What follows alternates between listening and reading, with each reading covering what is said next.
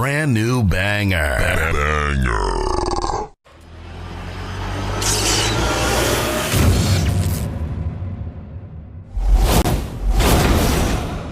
What is your hatred for John Cena? Yo, when Hulk Hogan takes a rock bottom better than you, there's a problem. There's a problem. My man. All right, so give me the camera. One rock bottom. Yo, no, it's more than that. Show, give me the camera. I got the fucking camera. Kenny, I'm gonna have to do it for you. I'm gonna give you the whole spiel. He came out as a prototype. Whatever. You know, he slaps Kurt Angle. Ruthless aggression. I'm not into that. Whatever. He comes out as a rapper. I'm like, okay, all right, I could dig it. You know, he's from Boston, so that's a strike. You know, us New Yorkers, we don't fuck with Boston too much, but you know what? I'll look over that. He's doing his thing. Something original. Some I could, you know, there's something different. It's entertaining. Comes around, and my man has a choice between The Big Show, Kane, or Shawn Michaels. And he gives the most pussiest promo I've ever heard in my life. I will never forgive this. And he's on some, well, you know, I don't want to fight The Big Show because, you know, he's a huge guy. And, you know, you got the Big Red Machine who wants to fight him. And Shawn Michaels is a legend. Fuck that, bro. You already beat all these motherfuckers already. Her return on SmackDown. Okay. So I definitely read some rumors about that. Because for whatever reason, and I don't know Cody's reason, you turn around and go back, and people are gonna be, you destroyed thrones, and you go back? We have been doing this shit for ages, and he still doesn't know how to take it right. Trust me. That's it. I got you. Oh, man, shit. Collapse with the kick. That's what I'm saying. That's the way he didn't collapse during the sun. It was the kick. It was the He's not even in his fucking chair when he gets in this fucking thing. He's not even in his fucking chair. Yeah, but he there goes, oh! There he goes. Both matches without the wrestlers were entertaining. And on that note, everyone, it's your friendly neighborhood. I stay loose, I stay hype. I stay loose, I stay hype. I stay loose, I stay hype. I could do this all night, cause I do what I like. Yeah, I do what I like. Yeah, I do what I like. Sipping goose, sip is right. And I go with the flow. Yeah, I go with the flow. Yeah, I go with the flow. Cause I know I'm the show. In the zone, here I go. In the zone, here I go. In the zone, here I go. Yeah, they know I'm a pro.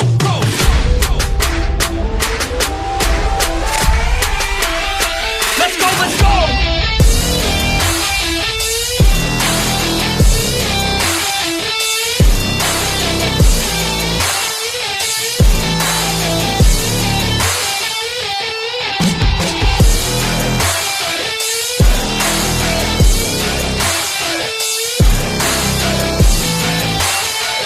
Yeah!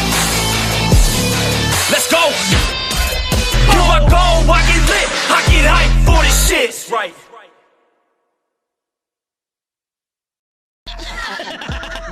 Word. He be like, I got a left elbow and a right elbow. I can break your face with an any elbow. Make sure that you get elbowed in your elbow with an elbow. Got the arm bar, get the phone ball, get around with the arm and the bomb ball.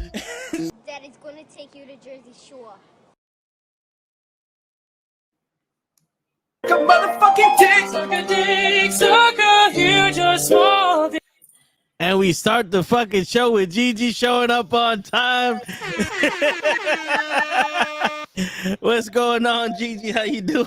What's up? I don't want to hear that song. I mean, I do, but I don't want to hear that song. We just got on air. We don't need a bag. Scarred. No. See, normal guy, Gigi got here before your ass did. You should be ashamed of yourself, normal guy. but yeah, I don't know if you noticed, but we got the new background for the wrestling. We got a new logo. We got Gigi's new logo. Wrestling with the Nukkle HeDDs. Okay. You know, trying to spice some shit up. You know what I'm saying? We got even. Shit. We got Gigi's little new logo there with the Puerto Rican lips and the headphones. Okay. That's what I'm talking about. We got Ray's logo all up in there. Yes. Ladies and gentlemen, later on, we will be joined by Samira. She is going to be with us around 9:30. Ray right now is kind of like laying low, thinking she's gonna be here on time. Like, not, he just doesn't. He doesn't want any problems with her since, there's some altercations. But we'll get into that a little bit later. We got a half an hour to talk about anything and everything that has to deal with wrestling. I didn't really get to see Dynamite last night because my DVR apparently decided to stop working when Chris Jericho showed up. Go figure. Oh, shit. Yeah, and that's within the second segment. Damn. So, and I'm drinking myself a little cafecito right now because Mama's tired. I'm tired. I hear you. And it's a black coffee.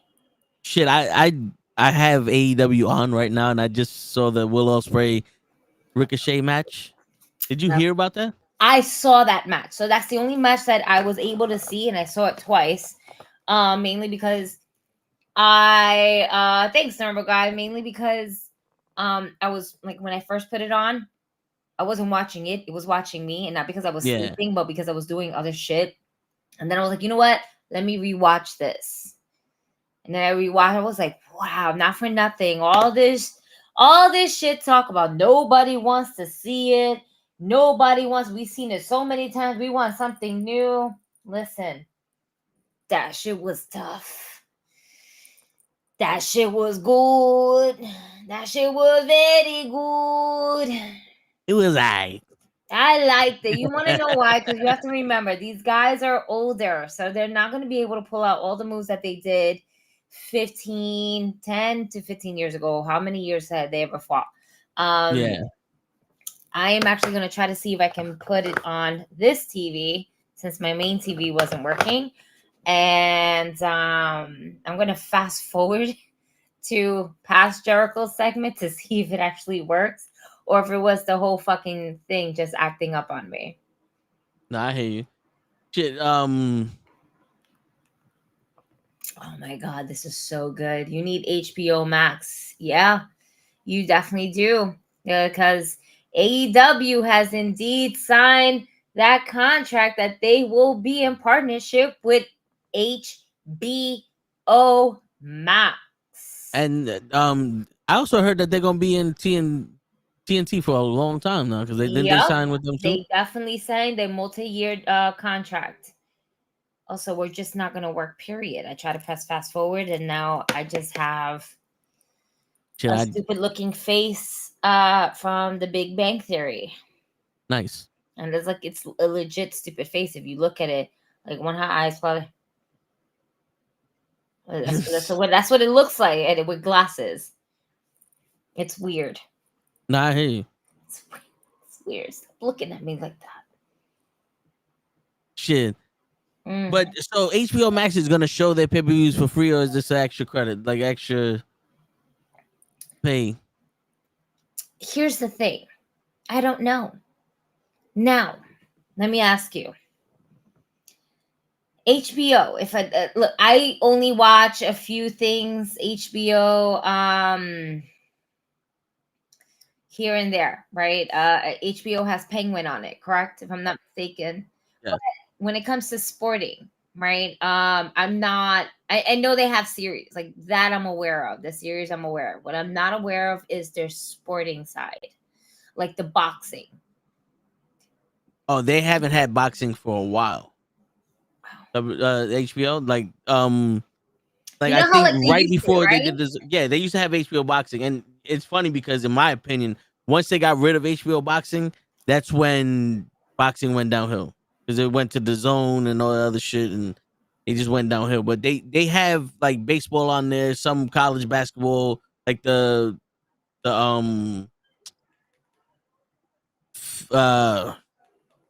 March Madness. Okay. They have that on there sometimes, like what's their sporting channel or like part of that looks like? I think that's where I'm kind of like asking because I'm unaware. And I don't know what's going on. Okay, we got to the learning tree. See? And that's where it cuts me off. Oh!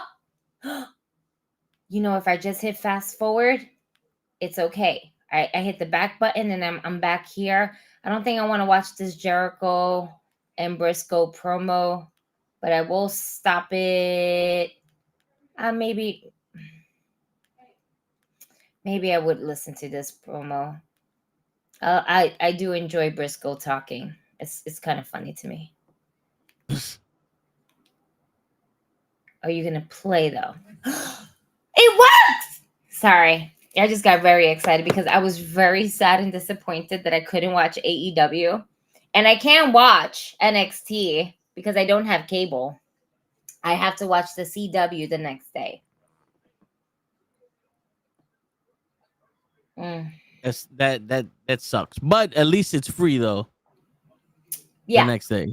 The CW app is totally free. So yeah. I'm telling you, the minute that WWE completely takes their shit off Peacock, everything, I'm getting rid of that shit. Because I hate the fact that Peacock charges you twice. One for using Peacock, and then another charge for having no ads. Yeah.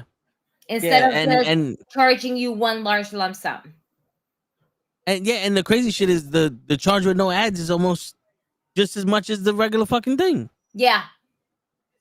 Yeah. And I was like, oh, because I thought it was initially $5 for Peacock, $6 for no ads. I said, fuck it, you're gonna charge me $1, I'll take it. And it was like, no, nigga, it's $6 extra for the no ads. I said, wait a minute, that's so stupid. Yeah, why that is. Would you not want to charge me just like $12, right? 12, 13, 14, whatever you want to fucking charge me. Just charge me one time. Don't charge. This is what I don't understand. And the thing is that with Peacock, they don't charge you the same day. They'll charge you Monday for regular Peacock, and then they'll charge you Friday for the no ads. Oh, that's fucking stupid. The kind of math that you're trying to do. Yeah, that's stupid. That's because that's what I get. I don't get charged boom boom like normally. No, it's days apart. It makes zero fucking sense to me. Now, although I didn't watch AEW, I did see some highlights because I was, getting antsy and I wanted to see some highlights. I saw that Shelton Benjamin made his AEW debut and has been reported as of today by Frightful that Bobby Lashley has indeed signed an AEW contract. That's right. The Hurt Business is about to pick up, but it's not going to be the Hurt Business. Yeah, is it the Black Syndicate or something? I don't know. We won't know until it shows up. Man, this coffee is so good. I've been really enjoying black coffee lately, and that's bad. That's good, but it's bad. Because I'm drinking coffee at what time? I'm not going to go to sleep anyway. I don't see myself. Shit. When I drink coffee, right out like 2 minutes after, I'm like, I don't think that shit fucking helps me out. Whatever. I think I have like an immunity to. Do you have it with milk? Yeah. Don't do it. And sugar. Well, I can't drink. I have to have sugar too, but believe it or not, it's I think it happened to me while I was at work. My wonderful friend that has a Y in his name, and we're not going to explain which one. Okay. But Esau was like, dude, I need coffee. And he's like, I text them, I need coffee. I'm going to make it, and I'm not going to make it. So you'll make it to work. Yes, but you won't make it for your shift, like through your shift. No, I got you. Oh man, God bless your soul. I got there and I was like, everyone's beautiful today. Hello, everybody. Where's the coffee? It's back there. Where's the creamer? There's none. Well, beggars can't be choosy. Give it to me black. And ever since then, I haven't, like, I tried again, like with like milk or creamer or whatever. And I'm just like, it don't hit the same. So now I drink it black. I am my father's child. I now drink my coffee black. And now I understand why my father drinks it black. I think you have to reach a certain age where you're just like, fuck it. Right? Shit. But I've never tried it black, even with sugar, because I don't like how hot that shit is. So I put the milk in there to cool that shit down. Oh man. See, yes. Really a friend? No, the friend with a Y is really a friend. A friend with a Y is really That's how you know you're a friend. If your female friend says your name is with a Y, you're a friend, Leon. You're a friend. These guys know. Listen, the knuckleheads know, because I be including my friends from my place of employment, and we're all friends. All right, it ain't like, oh, he's a friend. No, he ain't a friend like that. No, absolutely not. He my boy. That's the boy. They know you say he's just a friend. No, not here. Not this one. This one is what we call like God of War. Boy. Boy, come here, boy. Shit. With a Y. Boy with a Y and not an I. Speaking of boy, Rikishi's boy, Jey Uso, Yeet. revealed a new Intercontinental Championship. Yeet. And I like it. Yeet. I like it. They just put a little bit of blue in there, and I was like, "You sold me." You became Booker T. I like it. The second duck and quack of the moment of the day is Jey Uso unveiling Yo, that was one of the best things that they did for that IC title. I feel like now we're really going to elevate this title again. Yeah. We're gonna listen. Sami Zayn was a great IC champion, but my man did not elevate the IC title for when he was champion. He really didn't. Yeah. He was a title holder.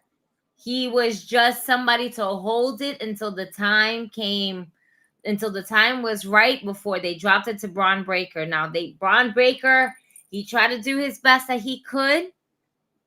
Don't start acting up on me, stream. We were doing just fine. Word. Now you're buffering. Buffer somewhere else. Boy.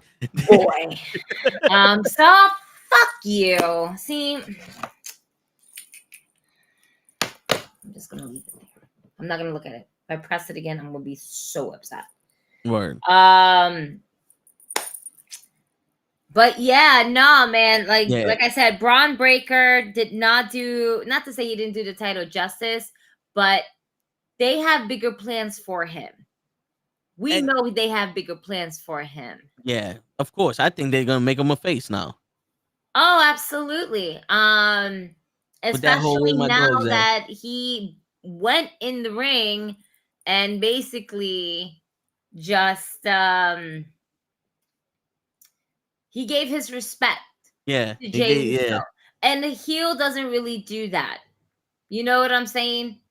And even Jey Uso gave him his props. He was like, yo, there's a couple dogs up in here. You know, you hear them, hoo, hoo, hoo. You know, like, yeah, they're doing his thing, which is dope.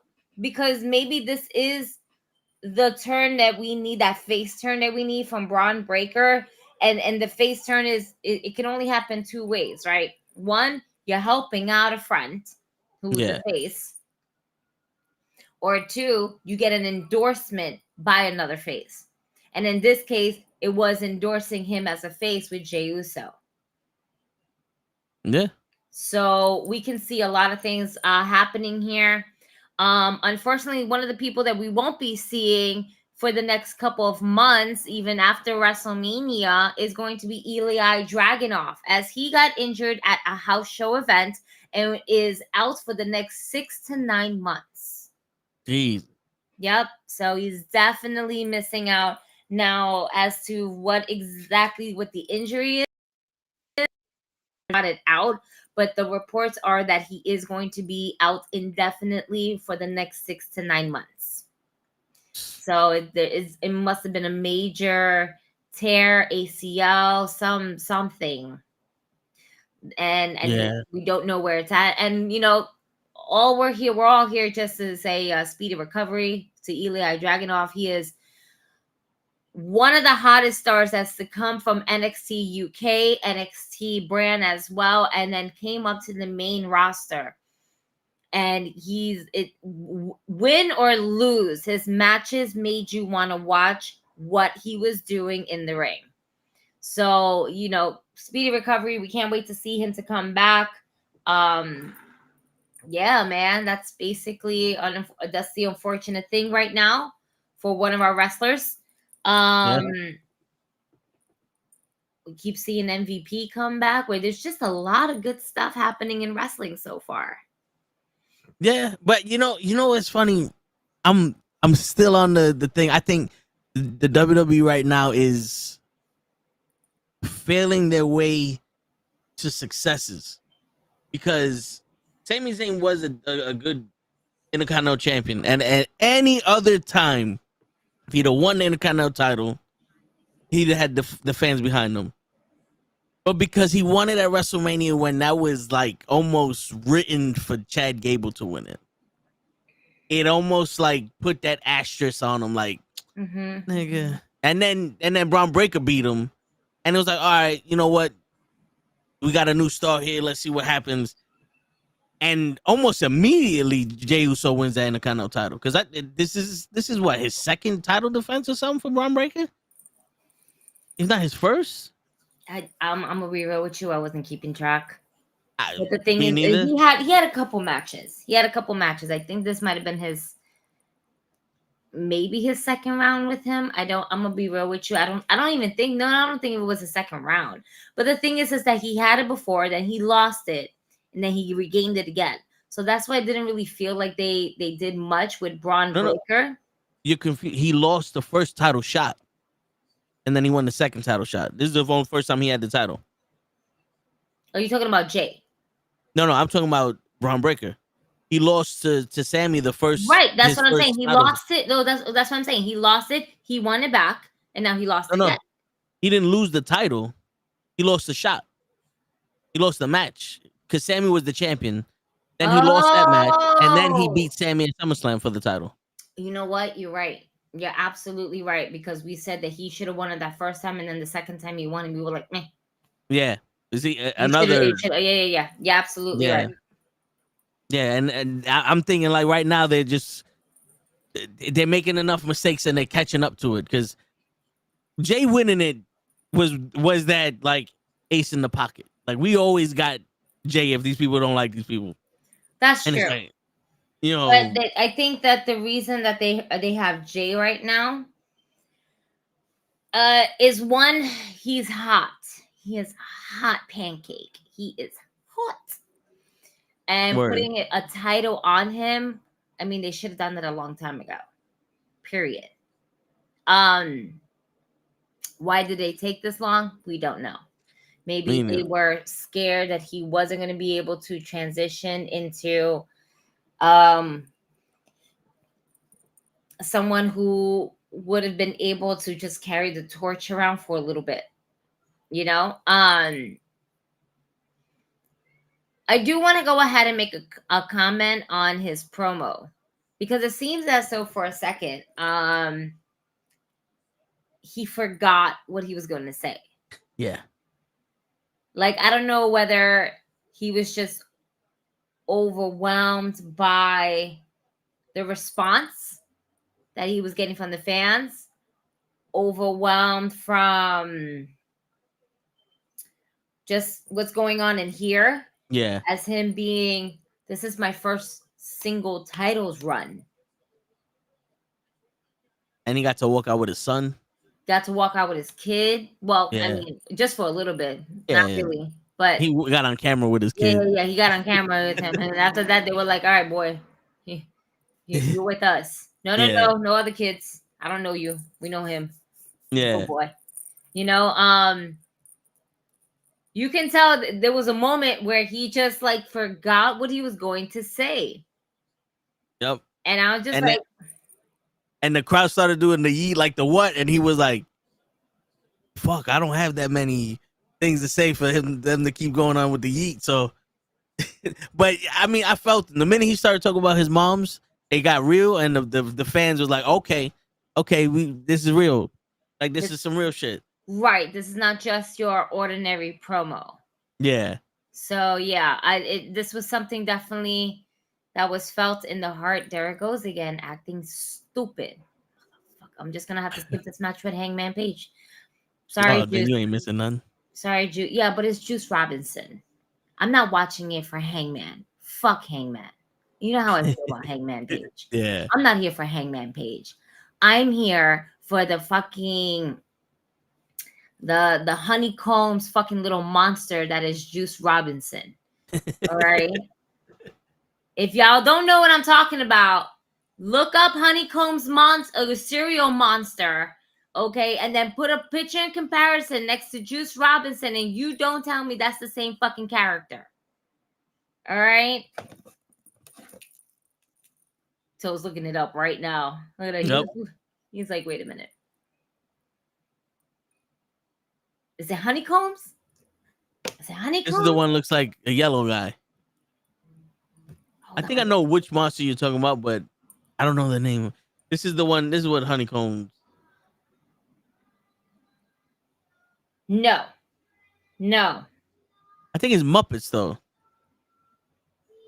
No, honeycombs monster.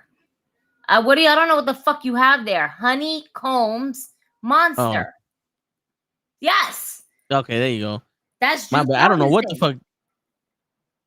Yeah. Especially that one, like next to the Funko Pop one, that looks exactly like Juice Robinson. Yeah. Yeah. That. I need him when he's like with the Bang Bang Gang, like like you know,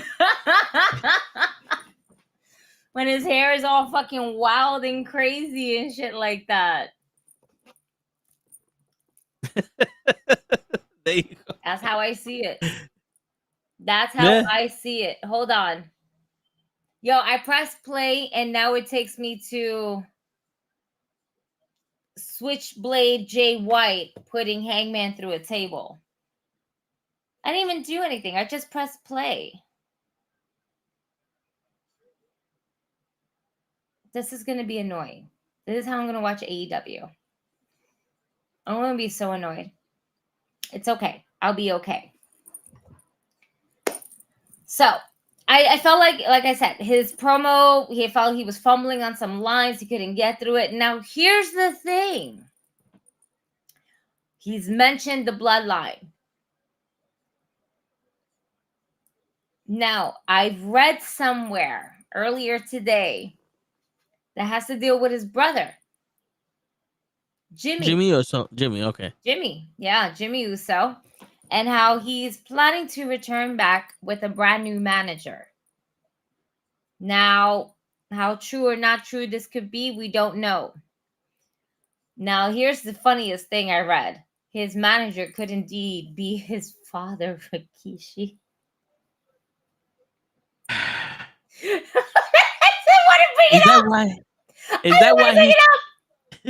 Is that why he's saying pray for my son because they want me to manage him? Probably. What was it? I don't know.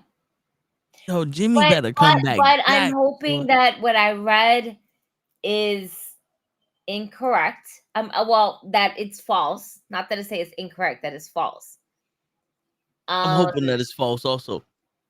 But I do want to see Jimmy back soon. Now, in the talks of Intercontinental Championships, and certain promos, We've been kind of back on the QR code run lately when it comes to the Wyatt 6. Yeah. And with the Wyatt 6, it kind of makes me feel like, did they miss their shot at Chad Gable? They're aiming at a new target. The Chad Gable ended when they had that crazy ass match that was so freaking good. Yeah, I know, but it's like they have to have a new victim. You can't have the same people. But it feels like nothing was accomplished there. Our guest is in the waiting. Okay. Hello. Yes. Ladies and gentlemen, welcome Samira to the podcast.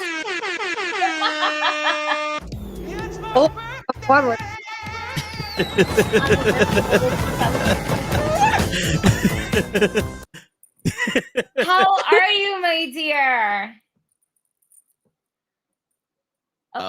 We might have some tech. Technical. It's Raymond's fault. It's Raymond's fault. Yeah. Raymond, where he at? He's hiding from you. Oh, he's hiding from you. We know he's hiding. We told him what time you were coming, and he's like, "Okay, I'll try to be there around that time." He was scared. It's okay. It's okay, Raymond. We will talk about it. Yeah, why Raymond's hiding from me. Definitely. But before we do that, I don't know if you have been informed that all of our guests get 6 random questions asked. Ooh, I'm excited. Yes, give them to me. All right, cool. So now these are the random questions. You can answer them however you want. They're made to break the ice and all that other stuff. So are you ready for this? 100%. Let's Okay. All right. Number 1. If math is made of numbers, then is reading the math of words? Yeah. Right? Yeah. Yes, it would be. All right. See, I got her thinking already. There's no right or wrong answer. I would say yes. What do you guys think? I mean, I would say yeah, but that's because I just thought of the question like that. But and we apologize in advance for anything. Yes. Well, this is fun. Here goes another one here. All right. If women are smarter than men, then how come Susan B. Anthony never could get an A? Oh, come. No. I hate you. I'm just. There's always one. There's always one. Hey, I got a couple. I'm an investigative journalist. Oh, can't pull back any punches. No, move forward. All right, we're skipping that one. All right. Apparently, you're supposed to, but it's okay. We understand if you don't. Yeah. Like I said, there's no right or wrong answer. You can skip it also. Okay, number 3. Do people have to stop believing in Joe Namath in order to believe in Joe Henry? I guess. Isn't football, right? Yes. I mean, well, one's football, one's wrestling, so you technically don't have to, right? They're 2 Joes. They're famous. I think it's fine. They're separated. They have their different sports, so I think they're good. All right. So we don't have to set up a grudge match. All right, cool. She saved Joe Henry. All right. Number 4, teleportation. What's going on with that? Why is it taking so long for that to happen? And would you rather teleport somewhere than fly?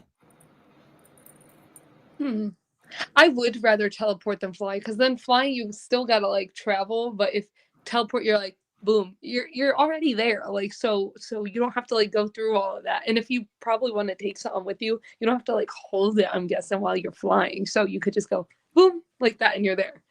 I don't know why it's taking so long. Can they hurry up, because that would make it so much easier. I could get around to so many places, and I don't have to fly and worry about planes and stuff like that. I could just be there. Seriously. I might actually want to go places then. I hate the travel unless I'm driving. And traffic. You would avoid so much traffic, and I would love that so much. Yes. I could go into work. I start work at 9. I could leave my house at 8:59, and I would have to worry. Word. I will still be late to work though on purpose. The teleportation device was congested. Just because I know I can, and I'll go in with my coffee and be like, Starbucks has still had a line. that's it. Not if I teleport as the barista. Right? I'm making my own shit. That would be something though. You teleport right to the back of the counter and start making your own shit. Oh my god, that'd be crazy.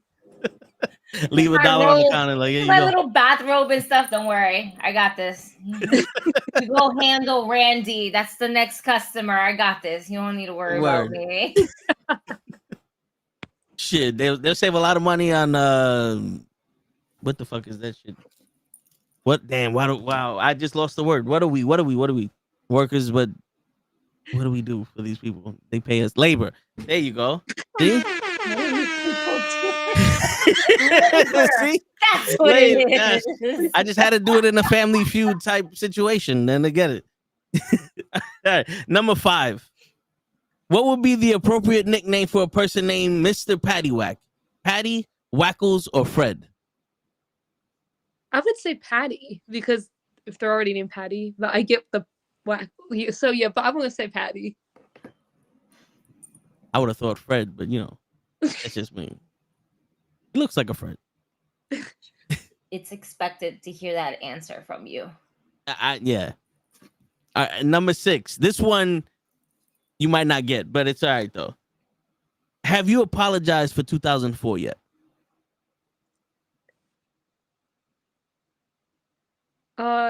Can I get some context? I mean, Ruben Studdard apologized for 2004. You don't know? You're too young for Ruben Studdard? All right. Ruben, there was a show back in the day. It was called American Idol. It was a singing competition. Ruben Studdard won that competition, and his first single was Sorry for 2004. So now I'm expecting everybody to apologize for 2004. You're expecting. Yes. If Ruben Studdard had to, if our idol of America had to apologize for 2004, then the rest of America should have to apologize for 2004. Listen, Just saying. There's some presidency that happened.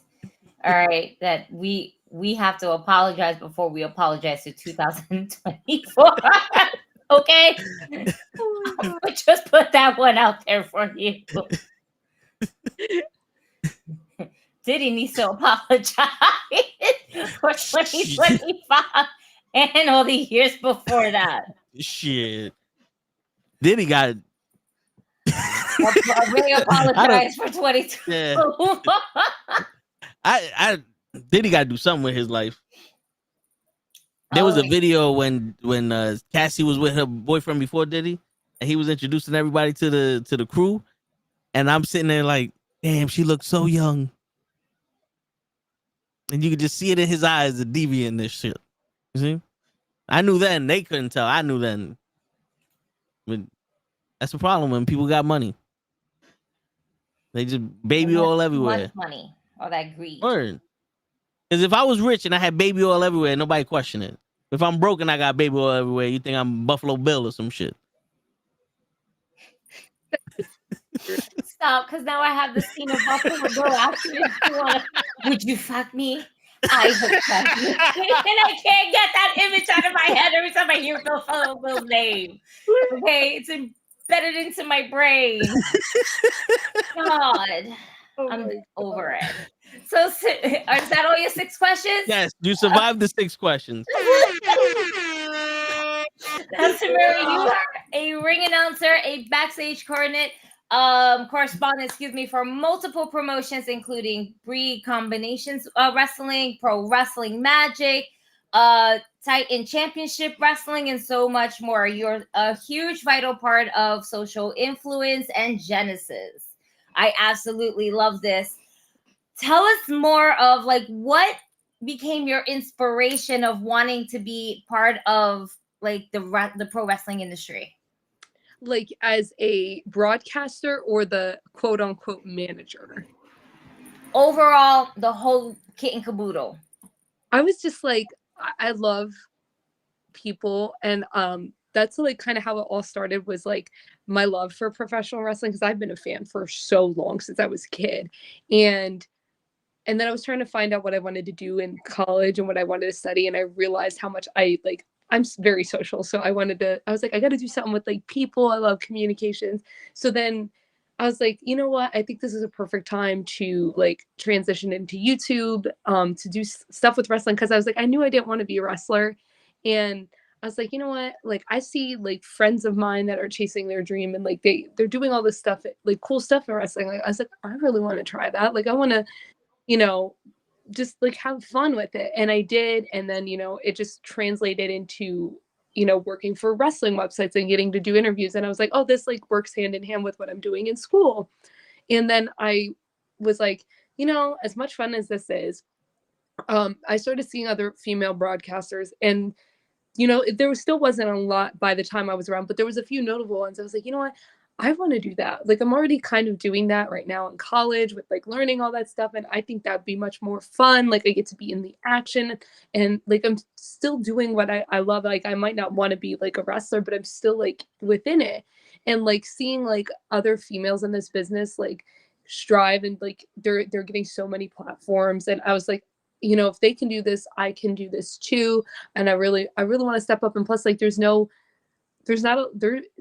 very few Arabs in this business. So I was like, I would love to be somebody to like be a representation for somebody within my culture as well, because it's not typical for us to do stuff like this. So like seeing like then also fellow Middle Easterns in there, like women. So I was like, that really inspired me then to push forward in my dream to like work on the independents. And I just like, here I am. Nice. Hey. I love it. So, have you learned any secrets from college that you notice other people don't know, and you try to keep that to yourself while you're doing it? Or I like to help people out. Like, if there's something, if I'm ever with any other broadcasters that like, if they ask or anything, I love to help out, especially like the next generation. Like, I met like these two girls, and I was like, oh my God, I met them like a couple weeks ago, and I knew who they were, and I was so excited to meet them. And like, I'm always willing to like help pass knowledge, or from what I know, like hand placements or facial reactions, or like stuff like that, or how you word things, or what to say, instead of asking like the same thing over and over in a sentence. So like stuff like that, to really like pick it apart, and like especially when speaking, when in terms of ring announcing, like your diction, like D's, T's, like stuff like that, to make sure it comes out very clearly. Okay, cool. That's cool. Now, So we wait, Gigi, before you ask your next question, I just wanted to say this before Ray comes on. Oh no. He said that what happened with Gangone was completely your fault. He said you had no business being out in the ring. And yeah, that's what he said. How is this my fault? I don't know. With my boys, I'm sitting there supporting them, helping them, and then Ken is at like the ring, like destroyed after this match, after getting the mandible claw by Gangone. First of all, I simply went in the ring to check on Ken. They should have not been involved. Roxas pushed me, and then Gangone decided to give me a claw, and Ray thinks this is all fine and dandy, letting his best friend do this to me. Yeah, we're gonna have to ask Ray. we're gonna have that Ray I said what now? Look what they got dragged in. I said what? When did I say Let me hear it was okay? Right. When did how are you doing, Samira? Nice to see you again. Good evening. How's everything? These comments that you've made. I'm trying to find out when these comments were made, because I remember even on commentary. Because again, if you guys haven't already, make sure you check out our last event, Guerrilla Warfare, streaming on the official Titan Championship Wrestling YouTube channel. But he changes the subject. I'm not changing the subject. I'm trying to figure out when I said these things, because I remember even making a post, because I felt horrible. Because again, that is one of my best friends. That is my mentor, Dr. Sleep, Anthony Gangone. But yeah, I can't condone what happened at Guerrilla Warfare. Well, where were you? Why didn't you help her? I was at the commentary desk. Someone had to do my job. Someone had to do the job I was paid to do, which was be a broadcaster. What was I supposed to do? Help. Well, Ken and TKO were there.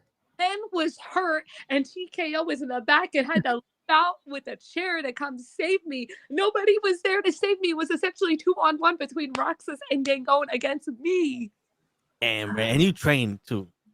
Again, I'm not getting in the middle of that. I've seen what Aaron Roxas has done to many others, so I'm good. I'm gonna stay in my position at the commentary desk. Again, I felt bad. Yeah, but you don't seem like how are you, Samira? Are you doing okay though? Now it's been a few weeks. She was doing fine before you got here. Word. Started all this problem. How? It wasn't just because he's my mentor doesn't mean I did it. Yeah, listen, I heard from a very reliable source. A mentor. I heard from a very reliable source that show they were playing this, and then a hero comes along, and you were supposed to get up and get in there and prevent your boy from doing that to her, and you said, "Cut the music." I was doing my job. I could not get up from the commentary. I can't be unprofessional like my broadcast partner Harry. I like to do what I was paid to do, so I could not move. I'm sorry. And now you're throwing Harry plus. Well, Harry also come on, Samir. You've seen what Harry's doing nowadays. Are you really going to agree with what he's doing? No. See, so no. He even cut you off on the backstage interview. Like he's a little bit of a despicable human. Harry. Come on, he's a little bit of a despicable human. Harry's one of the members of the Sticky Bandits. He might as well be because what you know what he's doing to these people? Like every talent that he is now getting into this agency, he's charging them 10%. I don't know 10% of what exactly, but he's charging them 10%. It's like, come on. That 5%. I heard them gossiping about it in the back. I'm like, what's going on back there? So your guess is as good as mine. I'm just trying to just commentate. That's all I'm doing. You're right, Tyson. Ray is a slick motherfucker. Yep. What did I do? He just lotioned his way out of this. Wow. Blaming Harry and Charles and Mike and Jermaine in the back. All these people. I didn't say any of those names, but okay. Listen, man, I read your eyes. Let's not say the narrative of me saying that it was okay, because I don't know if you guys saw, I announced earlier today I will be speaking to two men that Samira knows very well on Monday, as I'll be sitting down with Genesis to be able to talk about their upcoming championship opportunity. So, yeah, I really don't want them too angry at me if we're going to say that I was happy with what happened. So, I mean, I don't mind them being angry at you, and I don't think Samira would mind them to be angry at you either, because after all, you do need to go through a table, and we've spoken about this many times, Raymond. Because of your actions. First you steal my red hair. Okay. And then secondly, you allow certain things to happen to our guests. And that's just unacceptable. You know, it's quite unbecoming of a man your character. You know, like I expect more from you. Yeah.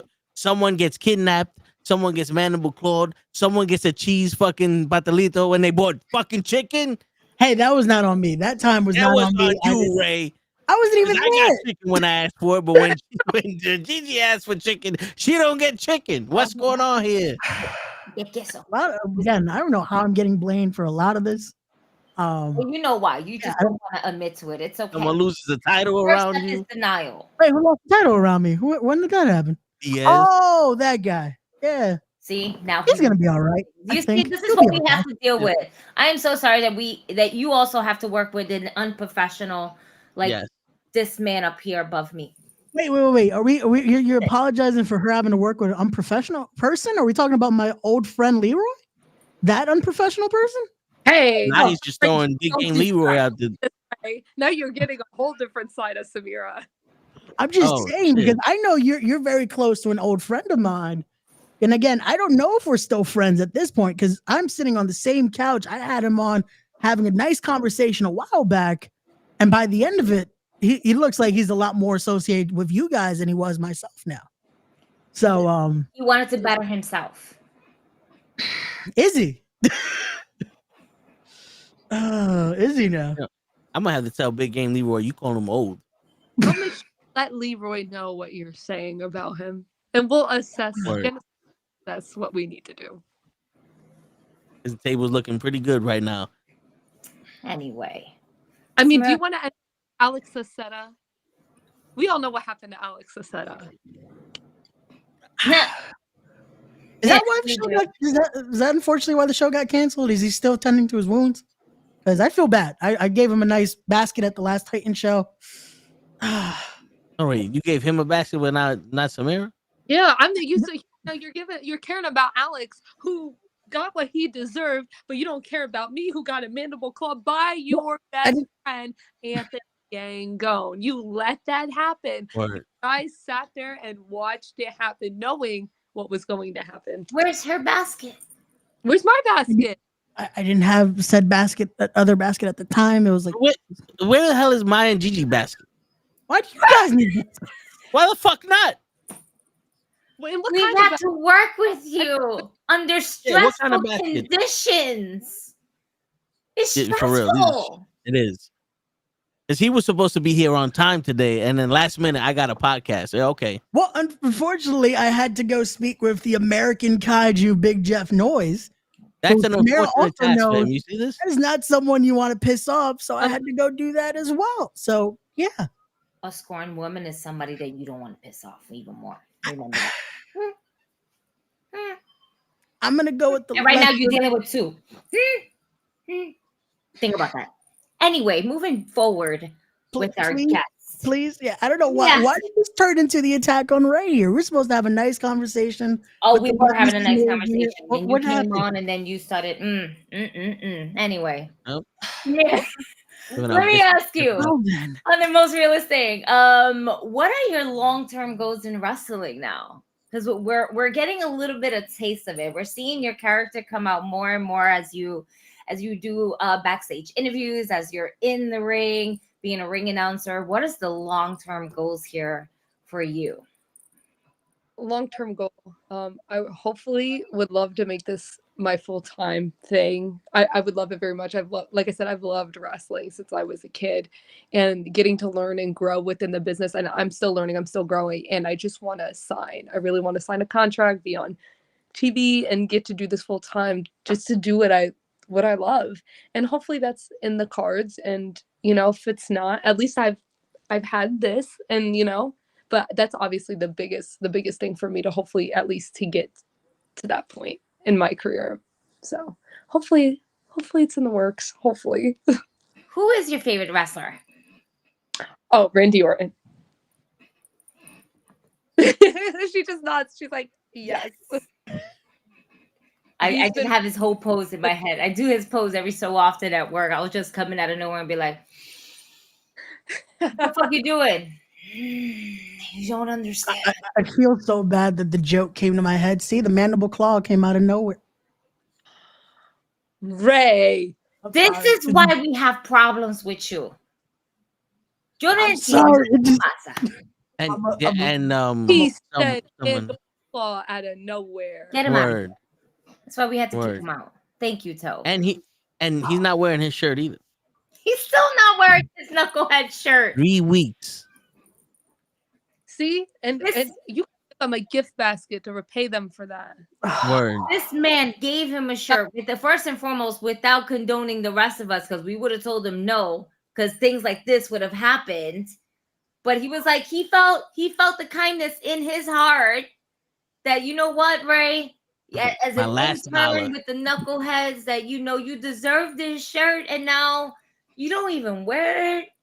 You're just using it to clean your house with, going fabuloso, and it's just like so disrespectful. Listening to Celine Dion. That is messed up. I'm hurt. Looking like Max from the Goofy movies, vacuuming and shit with the shirt on, listening to Celine Dion and Powerline. Again, what did I do? Like the moment I was looking forward to talking to Samira here, having a nice conversation, and I just get. What? I'm sorry, I got stuck on Celine Dion. That's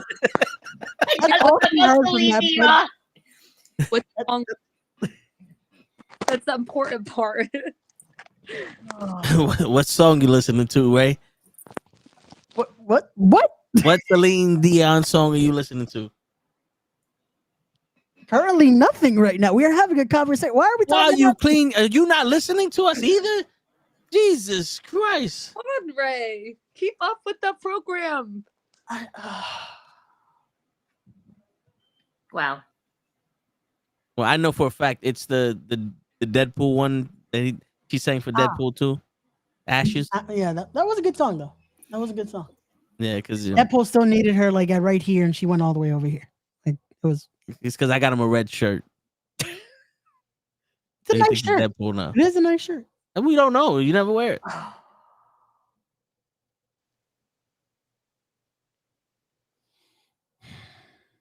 Can we go back to the interview? I would love to, but you keep throwing jabs at her. How? Out of nowhere, the man. How do you know she's not? It was a little. That could have started. Friends, I thought we were fellow broadcasters. We are. Again, I felt bad. I felt horrible when he did this. Again, I don't know that Anthony Gango. Can we talk about as well, because next Saturday is the final chance tag team championship match between Genesis and the Deadly Sins. Just talk to us about the ultimatum, unfortunately, though, because there is a huge caveat when it comes to that match. When it comes to if Genesis is not able to win those TCW tag team titles, they will be forced to disband. So your thoughts on this whole scenario, especially because this has been something we've been seeing since earlier this year, since May, June, where we saw championship opportunity after opportunity, where even we were moments away of seeing Genesis possibly become the new tag team champions, and then the Deadly Sins do as the Deadly Sins will do. They're a cult, first of all. If we all saw my sign when we had our championship match back in June, Deadly Sins equals cult, because they are. They were recruiting so many people.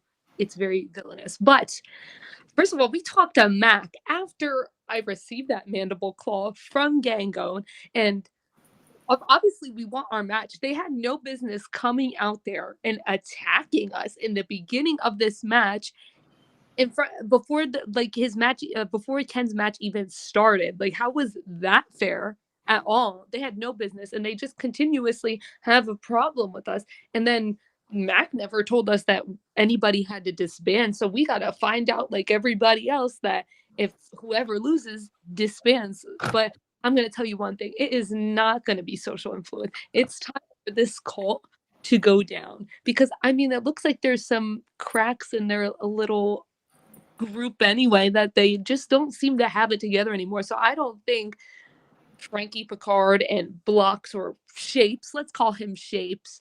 He ain't a block. Shapes. Oh shit. Shapes. Better keep Wes's dog out of this too. He's not a part of no cult. The cult is not gonna win, and social influence will be your new Titan Championship Wrestling Tag Team Champions. And we're gonna do it in Hoboken, New Jersey. It's gonna be lit. We're gonna have a great time. And then that cult got to disband for good with their evil ways, whatever they're doing, because they're crazy. Some voodoo shit or something. I don't know. I don't know what they'd be doing. They be weird. I've had some. Yeah, there's a lot of there's a lot of craziness going on currently with the Deadly Sins. I tried to speak to them this week. They look like they're okay, but then at the same time, yeah, I don't buy it still. I don't know. We saw what they did at the last event. We saw their situation, how they're arguing even on podcasts. They argued against each other. So I don't know. We shall see what happens at Savage Intentions when we make our way back to Hoboken next Saturday night. Yeah, they're not gonna last. If they're not on the same page, what makes you think they'll be on the same page to defend those titles? Maybe then it'll be best for them to break up. There you go. A poster right there. Let's go. Social influence. Yeah. I like it. So remember, it is a nice Halloween horror night, so you never know what could happen. It's spooky season, everyone. It's gonna be a fun time at the show. So I mean, but Frankie and Blocks are already dressed up because they're a cult. They're scary. They're dressed up already. So the Deadly Sins, are there 7 of them or no? There was like 800 of them. Honestly, everybody was getting recruited at some point. Everybody was in this group, and I'm like, how many are there of y'all? They tried to recruit me at one point. I said no, I was okay. But yeah, there's a lot of members, and they're down to 2 now. Yeah, I don't know. They kicked people out because they didn't like what they were doing. And I think they recently kicked out Adam Ace. I think Daniel Riley's been gone because of the whole thing with Casey, which they just had a weird vibe going on. They were really trying to take over Titan, and it was not fun. And they almost hit me with a chair, mind you. They pulled me by my hair and dragged me in the ring, and we're gonna slam me with 2 chairs. And here we go again, Ray. Example number 2. You didn't help me there either. Man, with a chair, Ray. Wait, was I at? Oh wait, no, yeah. Damn, I wasn't. Oh, you're trying to. Oh, you don't remember being there. It was unfortunately at Devastation and Destruction, and yeah, I was on commentary. But so was Alex Aceta. He didn't do anything. You're like we don't acknowledge. Always use commentary as an excuse. Because someone has to be a professional at commentary. My other partners keep leaving every time we do commentary. Well, one is doing Battle Royals, the other is now with a talent agency. Someone has to call the show. Well, guess what? I was almost devastated and destructed. Okay. My apologies again. I had to do my job. I would have at least called the deaf properly, I guess. That help? I don't know. I don't think it helps the situation. You're digging yourself into a hole that you're not able to get out of, Raymond. And word. And the crazy thing is, he's the only one of that trained to be a wrestler at one point in his career. And you want Alex to go out there and after what we did to Alex, and you think that was? Oh, no, this was way before. I thought he could have. That would have been maybe a peace offering, but yeah, no peace offering. What, he was gonna walk in there with a gift basket? Possibly. Yeah. Don't hit it with a chair. He was a gift basket. At that point, the Deadly Sins had a good 5-6 members. I wasn't trying to get involved. And they had Rocco. Yeah, they had Rocco. Have you seen Rocco, Toe? No. Rocco's a devastating doggy. Like that would have been done. Come on, man. The dog. Just sing some James Brown. You'll be all right. What is it with you and the music today? Yo, you have not seen Shane, Low Down Dirty Shane? He was saying that if you sing James Brown to a Rottweiler, they won't attack you. Oh, well, yeah, I'm really showing my age here, Gigi. You're on your own, kid. You never seen Low Down Dirty Shane with the Wayans brothers? Not to say that I didn't. I just don't remember a lot of things. You're seeming to forget. I smoke a lot of marijuana. I drink a lot of alcohol, and there's been a lot of brain cells that's been killed throughout the years. It's fine. I'm only here about wrestling. You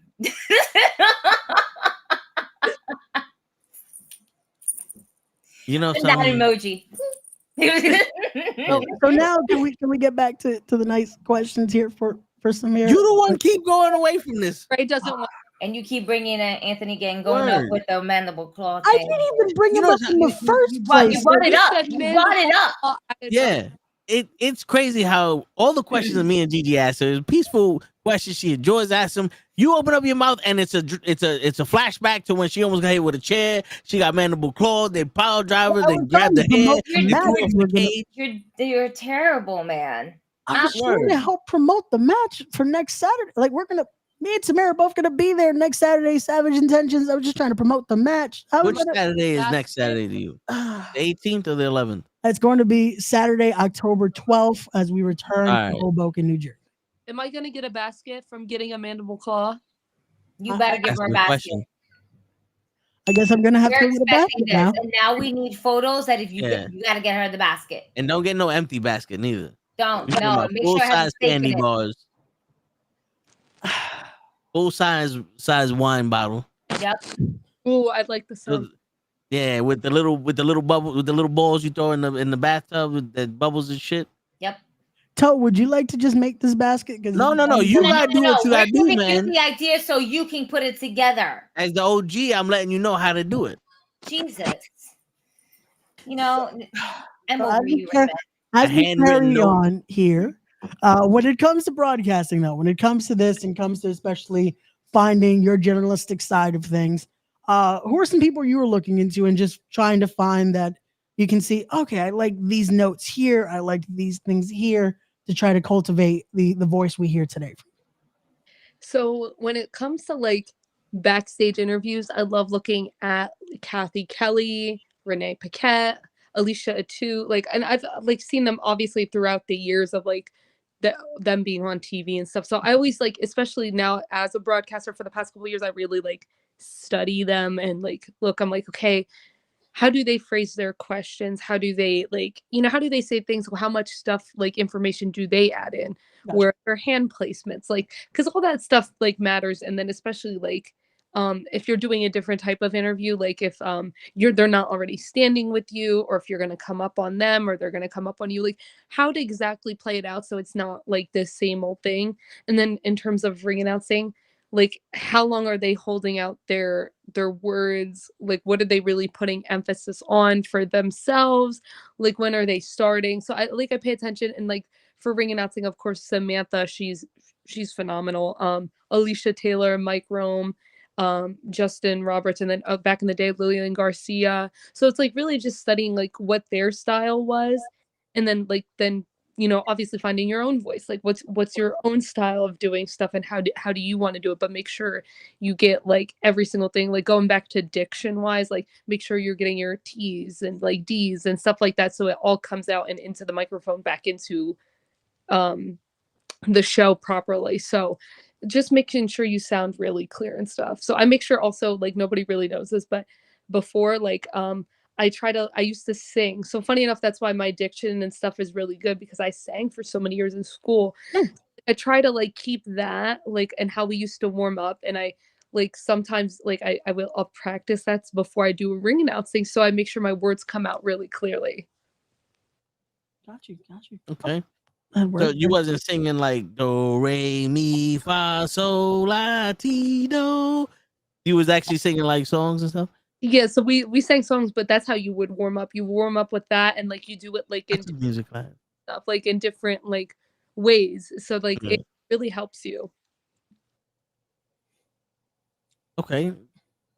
See, Ray, you gotta start doing that. You want me to start warming up with finding my pitch? Yeah, I mean, you gotta do something with your voice. You're a young man, but you're not gonna be young forever. No, definitely. No, there are things I do to warm up before commentary. You drink a beer? No, I'm trying to be professional when I'm doing commentary. Why am I going to start drinking alcohol before a show? I do. I don't know. No, I do not drink. For any promoters out there, no, I do not drink before doing commentary. Yes, he does. He doesn't let you know. Yeah, and his rate just went up double. He did. So, what era of wrestling did you catch yourself starting to watch? Like, did you join the wrestling community? It was 06, I think it was 06, 07, when John Cena and Orton were having their feud. That's how I remember it clearly, because I was such a big fan of Orton at that time, and he was so heel. And you think like at that age, you're like, oh, boo the heels, but I thought, I was like, shit, this guy's really good. So that was like the era that I started watching. So I was like 6 or 7. She hates John Cena. She started hating John Cena at a very young age. So there you go. You got points with Toe right there. Okay, that's it. You win with Toe. You are now Yes. I'm not hating even more for allowing you to get hit because of it. Because now it's like, nope, that's it. Now I'm disappointed in you more, Ray. You know what? Couldn't do anything. I can't do anything. Are you hating on Orton? How dare you? Wait, no, I'm not. Now you hating on Orton? Well, it was a John Cena mark back then, so I probably would have hit, even though I wasn't fan of Orton. You see how fake he is? His name was Mark back then, and you call yourself Ray now? Bro, what did you do, Ray?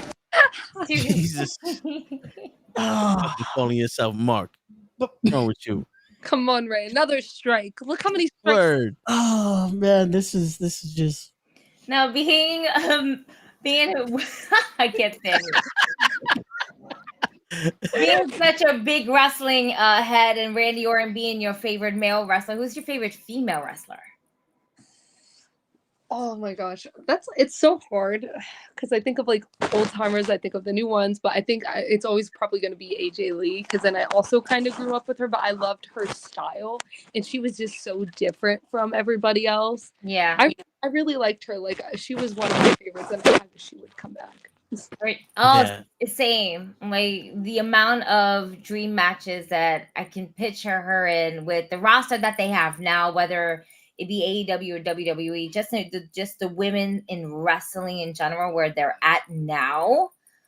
It exact. Yeah. This was the era that AJ Lee should have been in my opinion. Like she was far beyond her time because she was part of the Divas era, and she was not a diva. She was the opposite of it. You know, her infamous promo was like, "You can't lace up my Chuck Taylors." The promo that she cut on all the women during that time was chef's kiss. She's so revolutionary. She's so revolutionary. A lot of women today are modeled after her. You know, with her style and them trying to be almost anti-diva and shit. Yeah. Because you definitely required that independent standard for that, like to be your own person, like, and you don't have to look a certain way to be like how you want to be. And I feel like she really helped with that. Yeah. Definitely. No, she had that, especially that independent wrestling style. Like she was a wrestler instead of just, well, we're wrestling the diva style, you know? And especially in the WWE, because, you know, even the men have to have a certain look, but with the women, it's more, it's more of a certain like it was almost like you had to be clones of each other.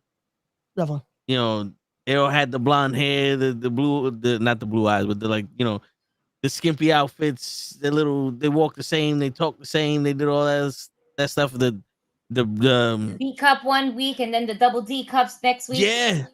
Yeah, it was like once Stephanie McMahon did it, it was mandatory. After 13 months in the business, if you ain't up 3 sizes, you down to another wrestling organization. So that way you understand. Stowe and I grew up more or less in the golden era, as also teenage years in the attitude era and everything like that. So it's kind of like we just kind of seen a little bit of everything and everything. So seeing where the women are at in wrestling now, it's so inspirational to kind of see where we have evolved as women in a wrestling community. And I just, it's really cool to see somebody like AJ Lee during that Divas era to take it up the next notch, to set the bar a little bit higher for those who don't fit the stereotype of what WWE women were. Yeah. Versus to where we're at now, where we have Bianca Belair, where we have Jade, where we have Naomi, where we have Jordan Grace, where we have all these amazing strong women, and Julia, and everything like that. Is just really comforting to see different types of wrestling styles, as opposed to just. Now, I love a good chick fight here and there. I think it's pretty funny. I love the entertainment part of it as well. But I love the sports behind it and the arts behind the actual wrestling match. Like Megan, the Megasis. I love her. She's amazing. She is fierce in the ring, and her presentation is everything. Yeah. I absolutely love that. There's only one criticism I have about her.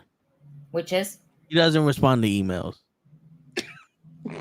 Like I sent her maybe 50, 60 emails. She hasn't responded to either one of them. I feel like she might be a little busy right now of all her schedule and everything. Yeah. I sent her an email in her face. She's a little busy. Right after I offered Smacks my meat, I sent her an email. Whoa. Wait, wasn't that at VXS? Yes. It was at that event. Yeah. Yes. He was talking about steak. He was talking about steak. Yeah, I was there. He was talking about steak, but he did say that one line, and I was like, okay, this is where we have to go now. Yeah, we're gonna We're gonna I move have to on. pull him away. He needs this man up here needs supervision when he goes to wrestling shows. If he's with me, he needs ultimate supervision because I'm not gonna have him say some wild shit and they're gonna be like, "Hey Gigi, is that your friend?" And I'm gonna be like, "Did he say something?" Yeah, no, that's not my friend. Yeah, I will disown him. He'll still be my ride home. He'll still be my ride home. I still need the ride home. But no, listen, Matt, we're not starting. Go away, Matt. Matt, you and Jarrett can leave.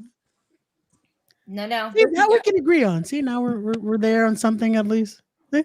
No, Matt, don't put words in her mouth. Don't say that. The Uptown boys can leave. Go back uptown. We ain't doing this right now. You wanted to get involved with Genesis, and look where that got you guys. Hey, Jarrett, you might have had a title around your waist. Just saying. Just a little bit. Ray. I'm just me and Samira are finally agreeing on something. Alex Aceta. Yes or no? What was it? I'm so sorry. I did not hear. Oh God. The question broke up a little bit. That's why I was like, wait, yes or no to what? Do you want to end up like Alex Aceta? I do not. That's why I'm staying at my commentary desk and that's it. I'm not getting involved in anything. Although we are looking for volunteers of anybody that wants to put Raymond through a table. Yeah.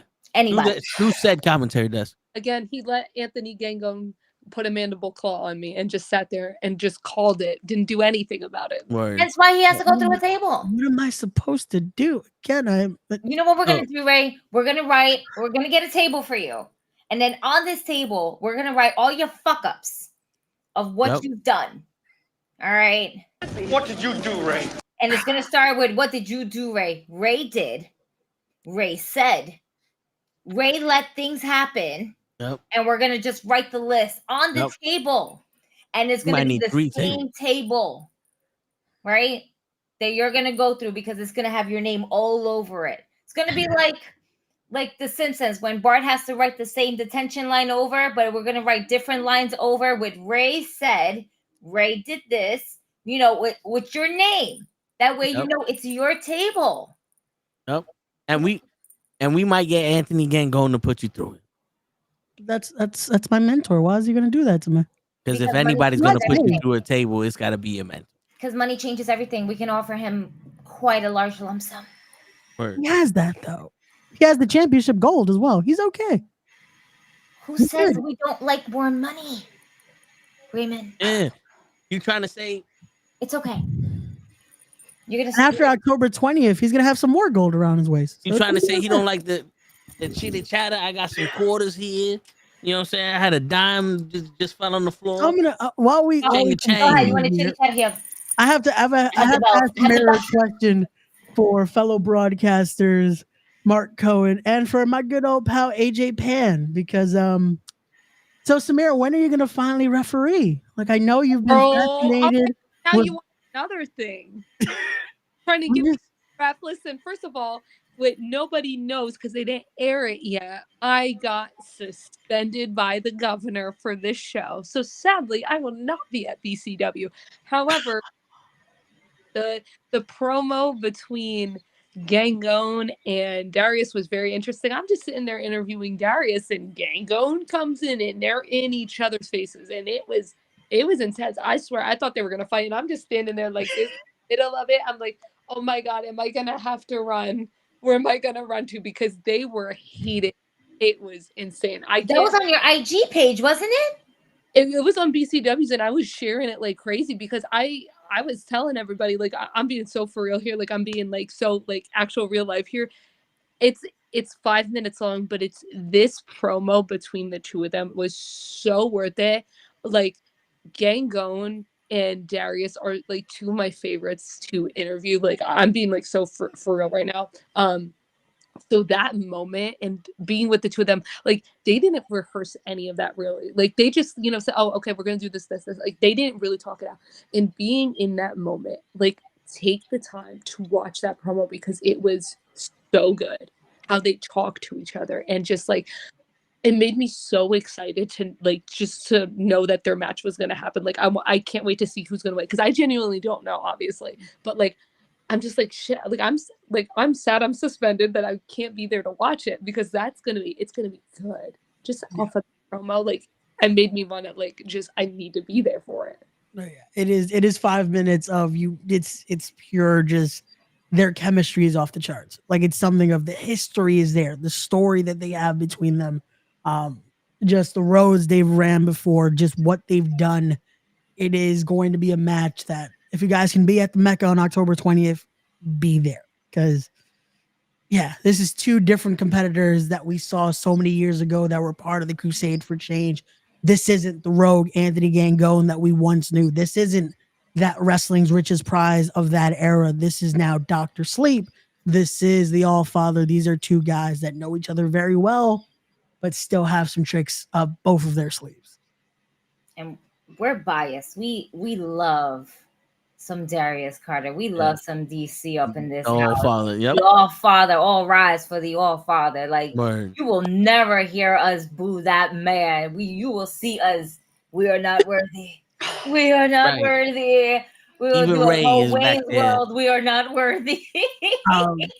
Yeah, I just know he's being put to sleep on October 20th. That's all I'm gonna say. And I can't wait to see him slap the taste out of Dr. Sleep. And just because Raymond here decides, I'm gonna tell you know what's so great?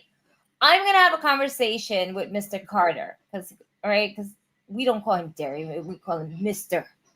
Darius Carter. You have to add that because if you don't, it's disrespectful. With the pause. With the pause, absolutely. All right, and we're gonna let him know that you were talking shit about him. I didn't. I just. But you were. It's okay. We'll let him know what you said off air. We'll let him know what you said off air, and then we're gonna tell him that you said that there's no possible way that Darius Carter can beat Anthony Gangone, so he can have that extra oomph, and not that he needs it. Yep. But he's gonna look at you and be like, Ray, this is all your fault, and then he's gonna beat him. Yeah. And he's gonna beat him. He might have to put Gangone to sleep. I mean, doctors need a doctor. People need to sleep. That's it. Except for me and Gigi, because we apparently you don't know this. But after this, I just had coffee. I'm not gonna sleep. Oh my god. Word. I have very comfortable couches, and my couch was making me like this. Mom's not gonna make it. Play with the Play-Doh. I'm not playing with. Give me. No, it's making me even more tired. You should drink coffee. I should. That's a great idea, kid. Thanks. My kid told me I should drink coffee at right before 9, and I did, and I feel great. What is Matt saying in the chat now? What is he? Who knows? Despite my hate for Genesis, Samira is the only successful and good-looking one out of them all, and Ken. Wait, Ken looks good to you too, Matt? Hey, yo. No Diddy. Word. What's wrong? Matt, hear you. We are all successful and good looking. How dare you? Word. Unbelievable. He's a hater. So, Samira, let me ask you. He's hating on me at Invictus. Him and Jarrett. They have issues with me and Genesis.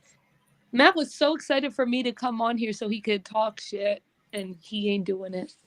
Damn, Matt, what happened? When I saw Big Game Leroy come out with you guys, I was a little upset because I didn't know what exactly was going on. But then, watching things and how things unfold and really kind of see what's going on with Big Game, I understand him. I understand why he had to do what he had to do. Exactly. They promised him all these things and nothing. Mm-hmm. Here, like my boys in the beginning, and nothing. And he did what was right and joined us because our whole thing, fuck Invictus management, because they deserve better. And now look what happened. We all know Ken was going to win that tournament. We all knew it. He made it to the finals, and I think that's what actually happened. They knew Ken was going to win. They were so upset what Genesis did to Alex Aceta. They're probably like, that's it. We can't handle this. We can't have Genesis here.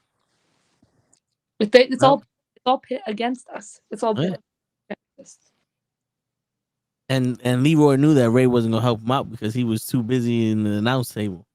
Yeah. Ray really he wants to. Fucked up, Ray. Let me ask you a question, because I told Ray while he's doing his announcing that he needs to say they threw the baby. Just throw it in there. Every good announcer says it, and he's afraid to say it. Would you be afraid to say that? What? Thank you.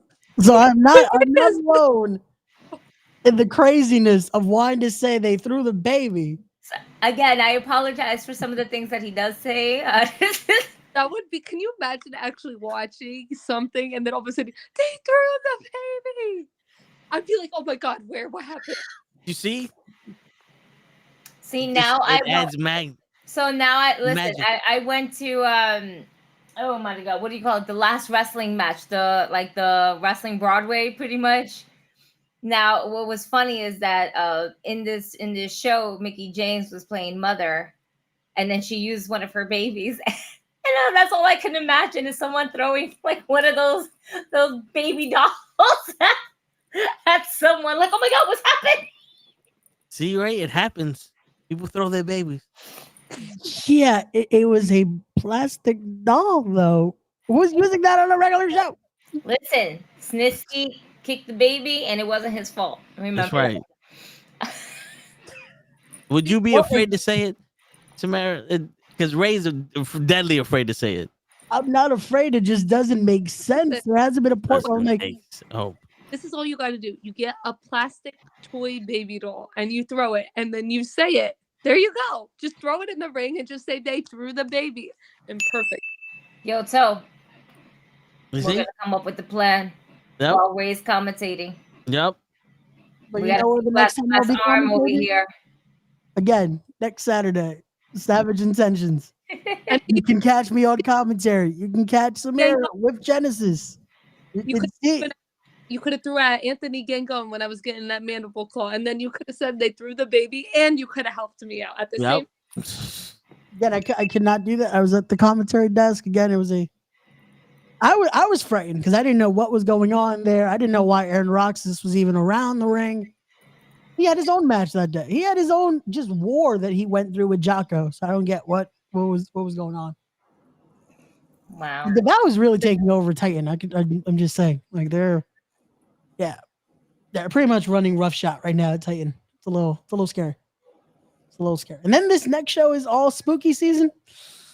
Yeah. Owen's gonna thrive, so I better hide. You better help me, Ray. You better get your friend under control. Again, I don't know him anymore. Like, this is not the Anthony Gangone I know. This is not my best friend. This is not my mentor. Wait, whoa. How are you gonna say this is not my best friend? But then 5 minutes ago, you were like, but that's my best friend. That's my mentor. You brought chopsticks together. Like you're mentioning all this relationship that you have with Anthony. Then I'm out. Can I explain? Because Samira saw that side of Anthony Gangone that I'm saying that is not my best friend. That is not the mentor that has taught me a lot that I know. Because when he puts on this new smile of his, when he puts on this new face of his, it's like a switch. He becomes so animalistic. That's not the guy I know. That is not, again, that we've had many meals here. We've had many conversations. Wow. That is a one hell of a comment right there. That is a horrible comment. Over your house after he gave me a mandible claw? What is this? Ray is like San Francisco, that little windy road that goes down the hills. He's just going left and right with his stories. This man. He's having dinner with him. He's talking. Yeah. Gangone is your best friend when we wanted him to put you through a table, but he's not. You don't know him when Samira's asking for protection. Because again, it is a different side. When he is very civil and he is the cordial Anthony Gangone that I know, he is an amazing person. Again, he's my mentor for a reason. But we're gonna have to talk to Gangone because you're saying that he's Two-Face. He has another personality to him. I don't know what it is. Oh, you're calling your friend Two-Face. That's not right. That's not a friend. I'm not saying he's Two-Face. I'm saying there's another side to him. Samira, unfortunately, you saw that other side of him. Why are you looking at his backside, Ray? and you still didn't help me. You're friends with him, and here we go. It just comes back into it. You were friends with him, and you did not stop him from giving me a mandible claw. What was I? Aaron Roxas barely could control him that night. You know what it's like to get a mandible claw. I had to taste his leather. I don't like leather. I don't want it in my mouth. Word. Matt, you would not have tried that. Wait, haven't you been put to sleep by Gango before, Matt? What are you talking about? Yeah, Matt. Last time I remember, he hit you with Dreams by the Waterfall once or twice. Y'all wrestled at a waterfall? No, that's one of his finishing moves. Oh. Joe was so excited. I was like, I was not invited to that shit. That's I don't know if that's the only part he got from that statement was, wait, y'all wrestled by a waterfall? I'm just saying. Where was this show? I would have liked to fucking known that. You tell me every other fucking thing. You wrestled in a place that has no AC and fucking 12,000 people with no deodorant, but you're by a waterfall, fuck though. Right? Yeah, I hate that could explain so many shows though. Like which was for those who's watching, if you ever go to an independent show, make sure to wash your ass before you go. Like people and put deodorant on, please, God. For the sake of other people that are there. Come on. And try to rent a place that has some kind of AC or something. Well, that unfortunately, most of the time I think promoters will look for that, and then if the AC is working, is a different story. We've ran into that situation a few times, and it's just like, nice. It's gonna be amazing. Now, Samira, let me ask you: do you deal with any type of negativity from anybody, like whether it's fans, whether it's other wrestlers, or whatever the case may be, when it comes to like you trying to pursue your character, your career, and things that you want to do? How do you handle that? I try not to focus on outside opinions that don't matter. Okay. And stuff that I know would get to me, because I like to say wrestling is sometimes like high school. But I have my friends. Like I'm very friendly with a lot of people. I'm very, like I said before in the beginning, I'm very social. But I try not to let outside things get in the way of what I'm there to do for my job. Or like if of course I take, constructive criticism, feedback, because of course I want to get better, especially like when it comes to manager stuff. Like I'm still learning all that. I'm still, I'm doing my best to stay within acting and being in character. But if there's like, anything, I try not to like let anything get to me, because I know at the end of the day, like, sometimes people will say what they want to say, especially like me being Middle Eastern. Sometimes people will call me a terrorist. I don't accept those comments, because I'm not. And it's, you just, of course, unfortunately, you just have to deal with it. But I have a great support system around me of a bunch of friends, people that look out for me and just focus on my craft and knowing to get better, because I'm not gonna let anybody try and like tear me down mentally and try to say things and do things that are just not right. It's not okay. I hear you, and for people to call you that is fucking pure ignorance. That's we dealt with that shit around 2001 with 9/11 and all that, and we've so far past all that shit, and it's not, you don't deserve that shit. You know what I'm saying? Like that to me, that irks me because it's unnecessary. It's not even fucking funny. Mm-hmm. Yeah. You know what I'm saying? Like that's beyond disrespectful there. That's like a slur. You know what I'm saying to me? Yeah. And there's some slurs that coaches made acceptable. There's some that's not acceptable, and there's a lot of them that are not acceptable, and they shouldn't be using this shit. And that's why I believe people should get fucked up for shit like that.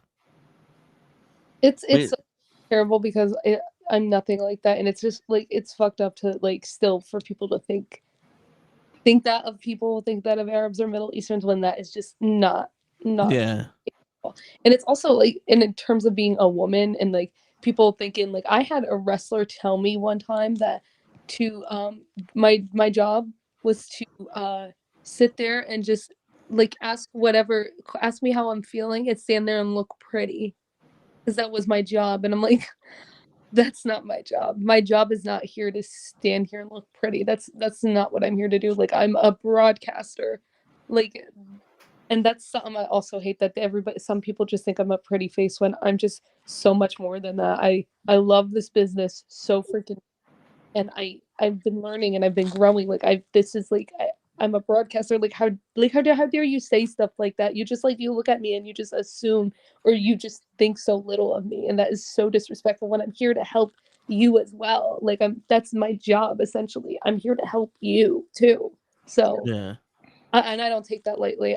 When somebody told me that and they were arrested, I was like, no, you really don't understand my job. Then you don't know me. You don't know how broadcasters work. Then I'm sorry. And I feel like as a woman broadcaster, as a female broadcaster, it's a little bit harder for you.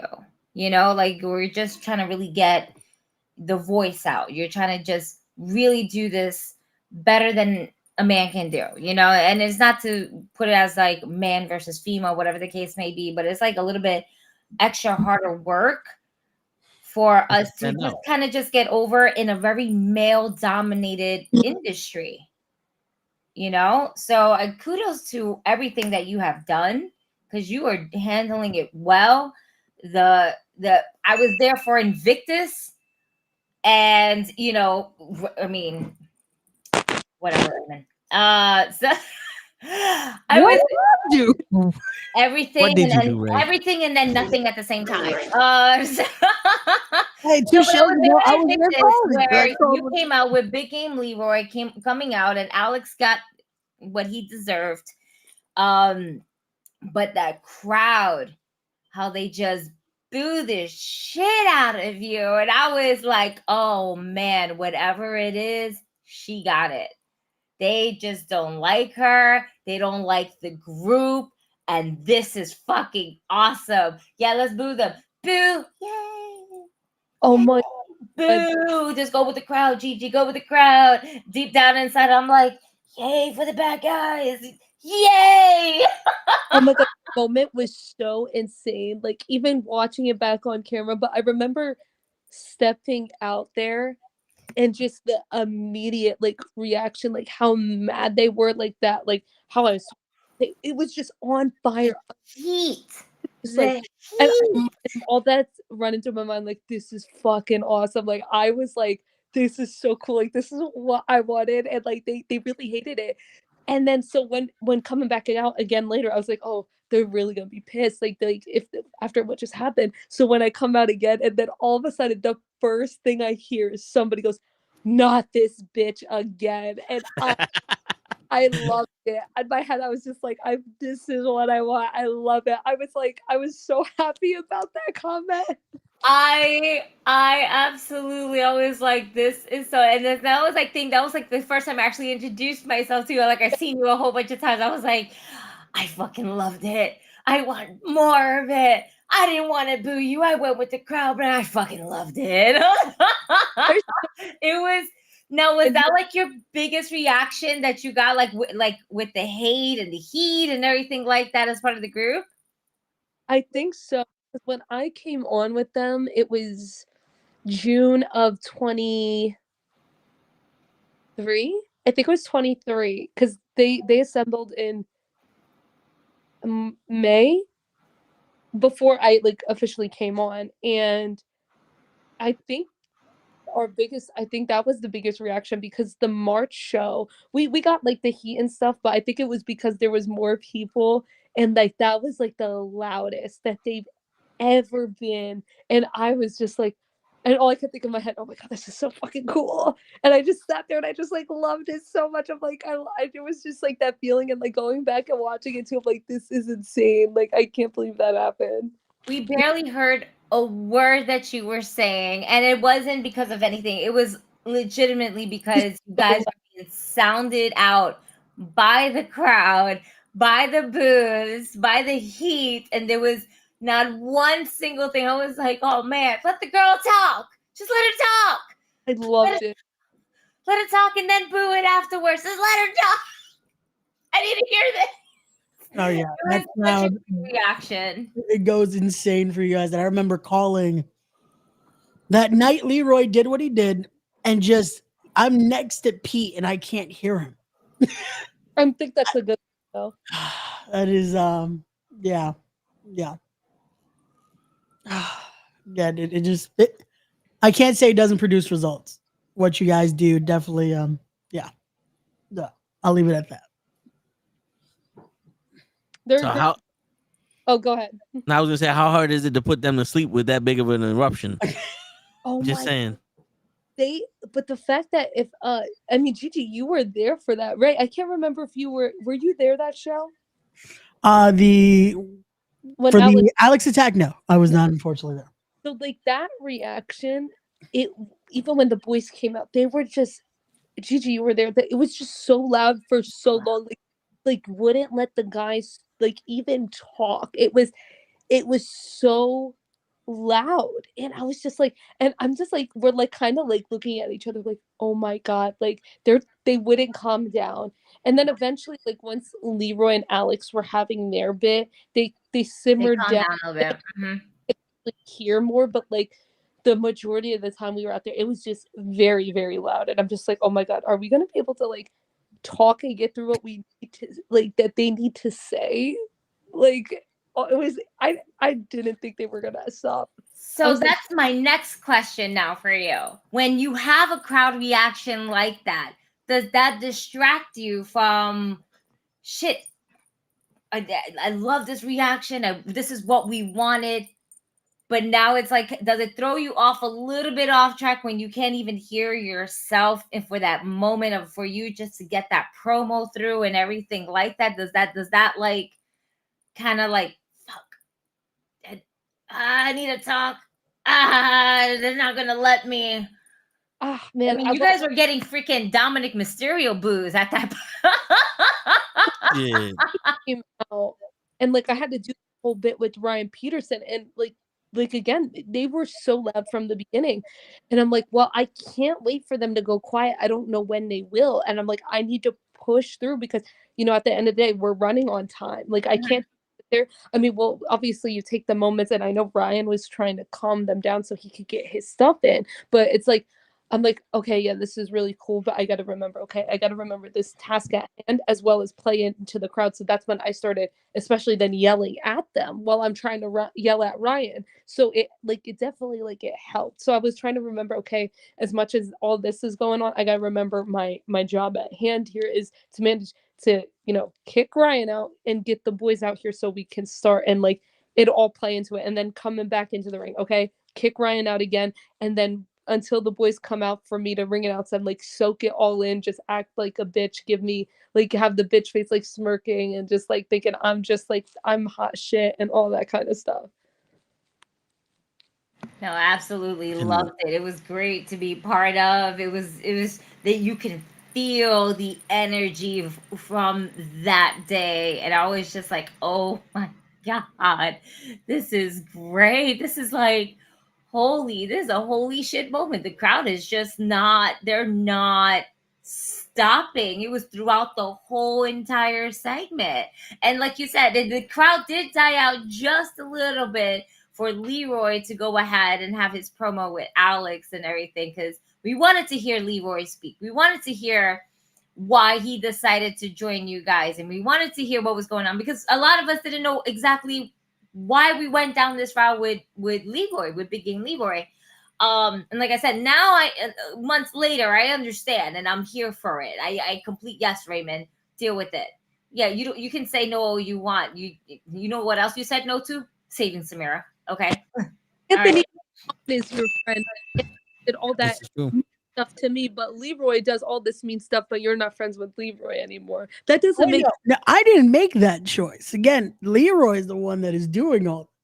I still wanted, if you guys saw the podcast, I offered still of that understanding, and I wanted to understand where he's coming from. I get the heartbreak of what he was going through, but he did his thing. Did you send him a care package? No? Full of video games? No? That's where you fucked up. You didn't send him a basket either.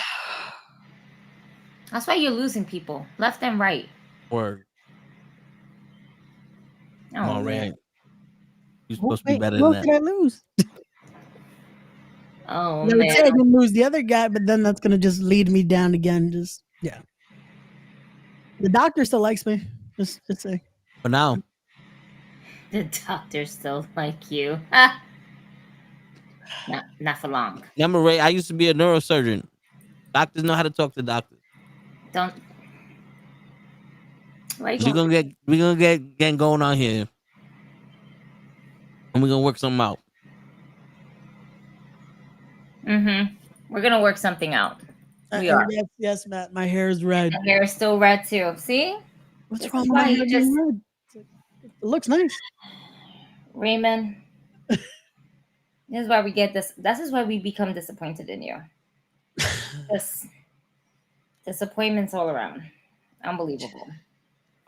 Anyway, you are a massive Avril Lavigne fan. I remember trying to book you for a certain day, and you were like, "I would love to, but I can't. I have a concert." I was like, "Oh my god, enjoy it." You're like, "Yeah, I'm going to an Avril Lavigne concert." I was like, "Oh my god, I'm just a skater girl." I was just like, I said, "See you later." I just had the whole song in my head. When can we see you incorporate a skateboard just for fun to an Avril Lavigne song? And then you can rock Ray over the head with it. Yeah, I like that idea. Oh my god. Oh my god. I don't know if I could do the skateboard. I don't know how to skateboard, but I will definitely bring back out the pink hair extensions and the pop punk look. Oh my god, that was so much fun. And it was a greatest hits tour, so she sang all the good hits. And like, because my brother really wanted to go, and I was like, I wanted to go too because it was greatest hits tour. Like, why not? So funny enough, he wanted to go to the one that was in the same day as VXS, and I was like, no. I was like, I already have like wrestling plans for that weekend. Like, is she coming closer again?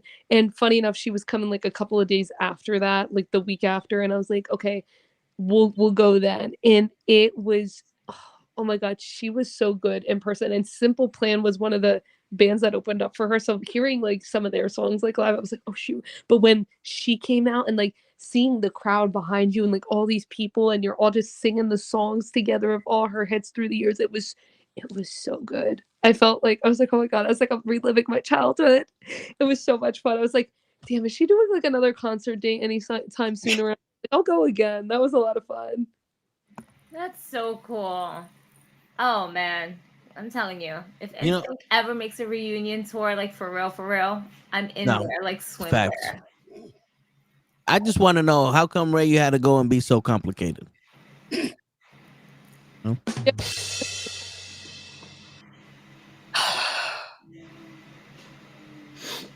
I hate you so much.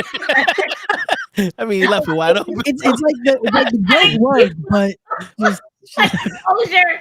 And I was like, now I have that song in my head. Thanks, pal. I appreciate it. You're welcome. Anytime. So, Samira, I see that you do have some bookings that are happening. On October 6th, you'll be at Smash Master Wrestling in Pennsylvania. On the 12th, as Ray's mentioned, you will be at Titan Championship Wrestling in Hoboken, New Jersey. On the 20th, you'll be at Boca Raton Championship Wrestling in Florida. Ooh. Hey, shout out to my homie Tussle. I know he's going to be there. Yes, we love it. Get a tan while you're at it, too, because, like, get a tan for me, because it's been a little while. And on the 26th, you do have Pro Wrestling Magic in Ridgefield Park in New Jersey. Now, I got to ask you, you've done so much so far in the independent circuit. What has been your favorite moment so far?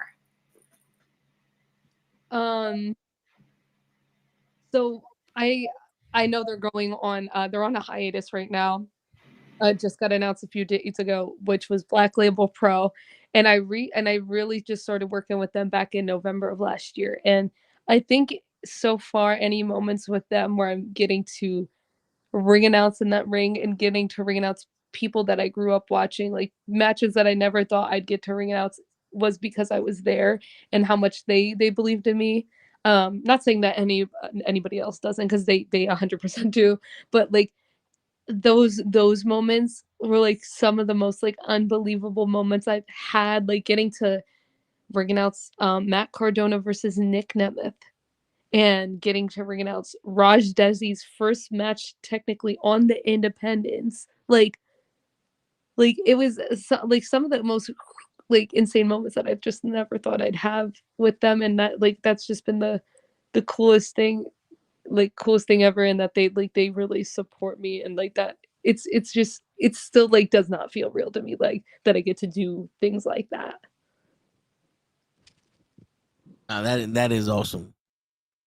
No, definitely. You know, as wrestling fans, like you said earlier, you always want to be a part of it or something, and you get those moments, like, you know, you call somebody's match, you meet somebody, you're in the ring, and people don't shut up to let you speak. You know, those moments gotta stick with you forever. You know, and that's some of us only get to dream about. You know, so that's dope. I always say I'm so thankful. I thank God every day for him giving me what he's given me, and you know, whatever he has for me in the future. But I'm so, I'm very blessed to be able to do what I get to do. Now we just need Ray to be a better friend, because somebody tried to stop you from doing what you was doing. Yeah, a fellow broadcaster. Word. How dare you, Ray? Almost getting beat with a chair, and then I actually got a mandible claw. Like Ray, what are you doing? That's not helpful for what she does. You know that, right? It does the complete opposite. It affects the vocal cords and all of this. Word. We are seeing that both times it was like faction attacks. That's like what would I probably also would have gotten very injured. Are you trying to say that you set these attacks up on her because you're jealous? No, what? I can see that. I just said we share a fellow friend and tussle. Like, why would I have her attacked? You just said you tussled over a friend. Is that why you're jealous of her? I said we share a common friend in the homie tussle. You know, somebody knows what I'm talking about. Tussle Mania, like amazing guy, also fellow content creator. That's amazing stuff. Like, come on. It's actually pretty cool. I'm not even gonna lie, but that doesn't mean that you're not, conspiring against her and doing it. Because I just went ahead and mentioned all the stuff that she's doing for the month of October, and then I have a friend there, so if something happens to her in Florida, we know because of you. Word. Remember, Ray, and in our generation, we grew up Batman. Yep. That means we read between the lines. Yep. That's why our regencies were so fucked up on the reading spots, because we read between the lines. Sure. But again, I think hopefully everything should be fine next Saturday, October the 12th. Even though, again, it is spooky season. So you never know what could happen. Ray, do you know something I don't know? I'm just saying it's the deadly sins again. So you never know what could happen. Everything will be fine. What do you know that I don't know, Ray? I'm just saying it's the deadly sins. I don't know anything. Are you gonna do something to me or my boys? I'm gonna be. I just said I'm gonna speak with the boys on Monday. Right now. Oh, so you speak. You know what? We let them know that to not let him know what the game plan is. Come next week on Saturday, because he might have to. I can see Ray right now. It's just like, oh yeah. That's a great game plan, and then his. Mm-hmm. I mean, why would I am unbiased as a commentator. I do my job properly as a broadcast journalist. Why am I going to tell the Deadly Sins any game plan? I had them on this week to have them lash out everything, speak about their things. I'm doing the same Monday with Social Influence. My apologies. See, you couldn't even get our name right. Because I was about to say Genesis. He's nervous about something. Yeah. Oh my God. You guys you joined the cult. You know the song. Wouldn't be the first time. You know the song called Every Time You Lie In, You stutter. Yep. Stutter. Yep. And I know you tell them because you don't have the balls to say they threw the baby. Unbelievable. What baby did they? Listen. You know they would do it. That's right. Absolutely. Jesus. So let me ask you, because I know you're I don't want to take up all your time. Do you watch today's current products? Anything WWE, AEW? Do we study anything over here?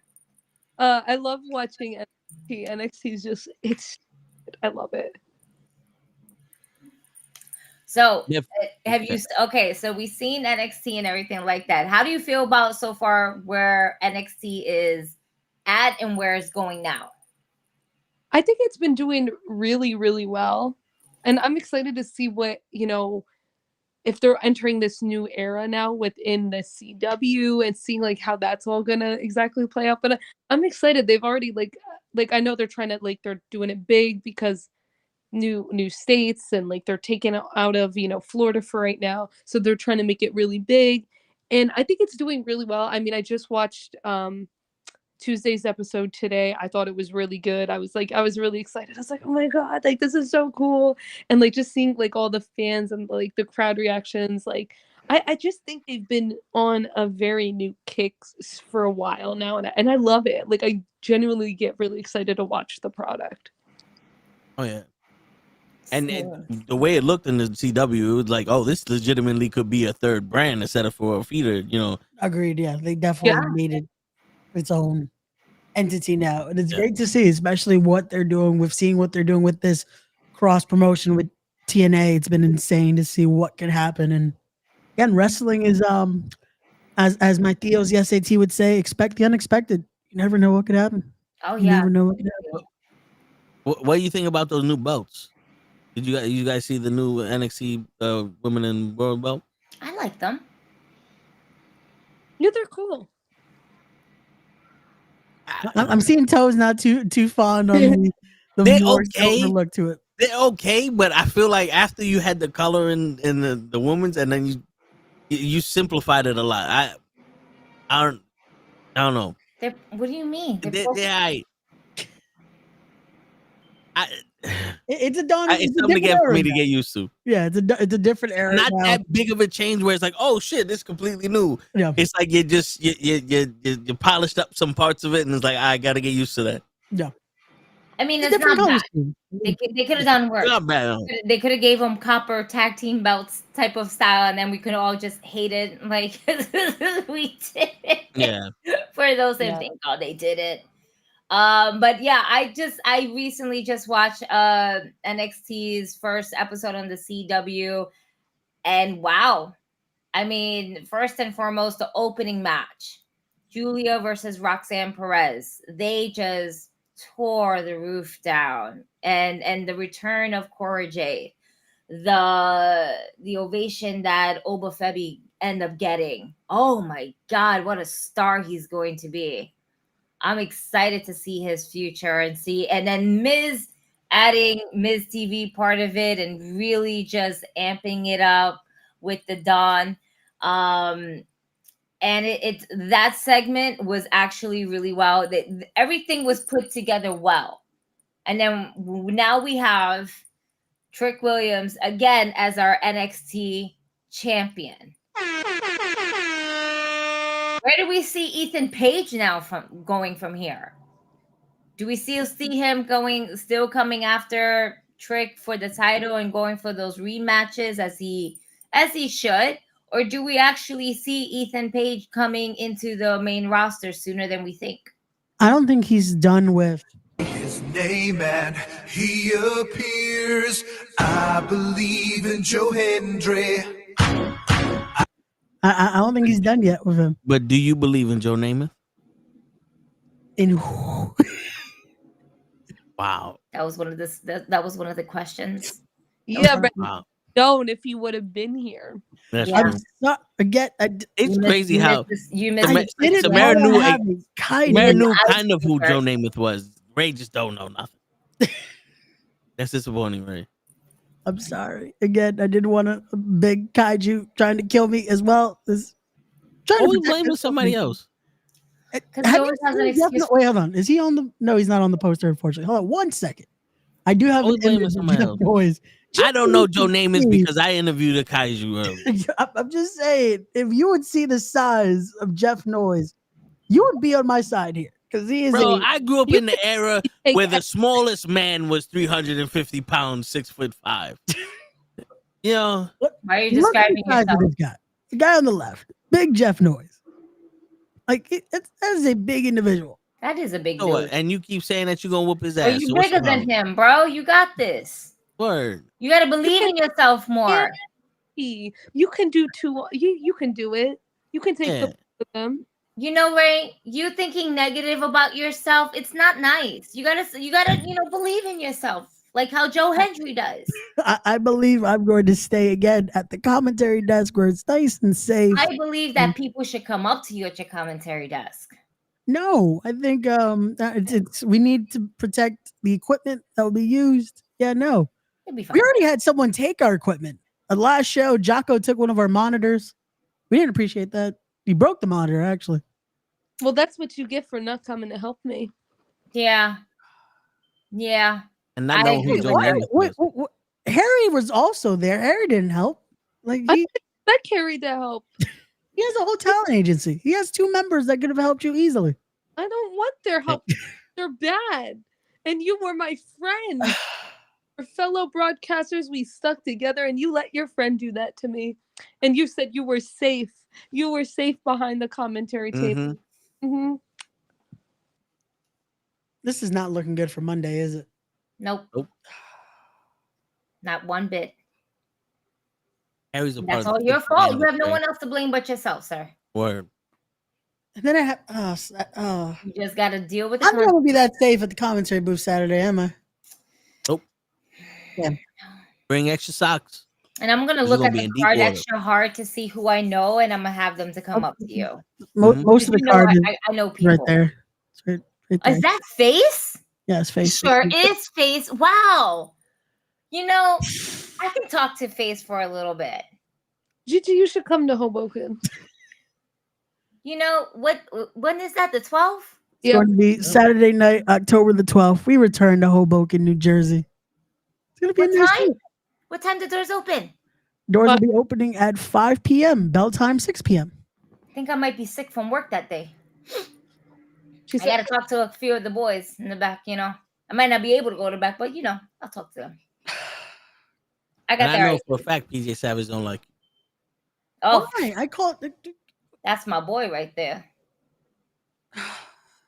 That's my fellow body, you know. So can we not try to get me attacked? I need to do my job here, especially because my broadcast partner is apparently busy that night. Like he's gonna be. That sounds like a personal issue for you, and then it's not my problem. You know, I don't know how you have so many friends because you keep throwing every broadcaster under the bus. You act like you're the only one that ever goes to work. You have a good point there, Toe, and then sometimes you don't make a lot of good points, but that's a good point there. See, I'm on people too. I've just thrown Harry under the bus because I don't like what he's doing currently. Because why is he? What is this? We're supposed to be broadcasters. Why is he trying to have a talent agency? Doesn't make sense to me. Just say. I mean, at least he's doing something. He already explained to you why, and yet you're still here trying to. Like I don't understand. Stab him in the back. But how big is this bus you're driving, Ray? I'm not throwing anyone else under the bus. I'm just saying. It's just Samira. Is that what you're saying? I didn't throw her under the. When did I throw her under the bus here? What is happening? No. Right when that mandible claw happened. Oh, I did not control that again. Yeah, you obviously have a problem with fellow broadcasters. That time. Yep. See your trash talking, Harry. You let Anthony Gang go and attack me the way he did. See, it's a pattern. It's a pattern. And I heard he was laughing too. I was not laughing. I was on commentary worried because of saying that she's a fellow broadcaster. Worried that there was something happen to you? No, I was worried for her. She's not a trained competitor. Why is she being attacked? Well, you know who is a trained competitor, Ray? Unbelievable. I'd have jumped in there. That would have been great. So again, I had to be at my position. I'd have took my shirt off, put the baby oil on, and helped out. Why you always gotta bring out the baby oil? I'd have did a couple sets. You know what I'm saying? Where the fuck did that come from? Where are all these things And coming? set that shit up. And you would have But gone no. in there with Dr. Sleep and Aaron Rodgers. How many Yep. props do Have you you seen have? what they've I'm done not with even, you know what? They've Let's done not a lot ask of that question. damage. I got a lot of shit here. Also,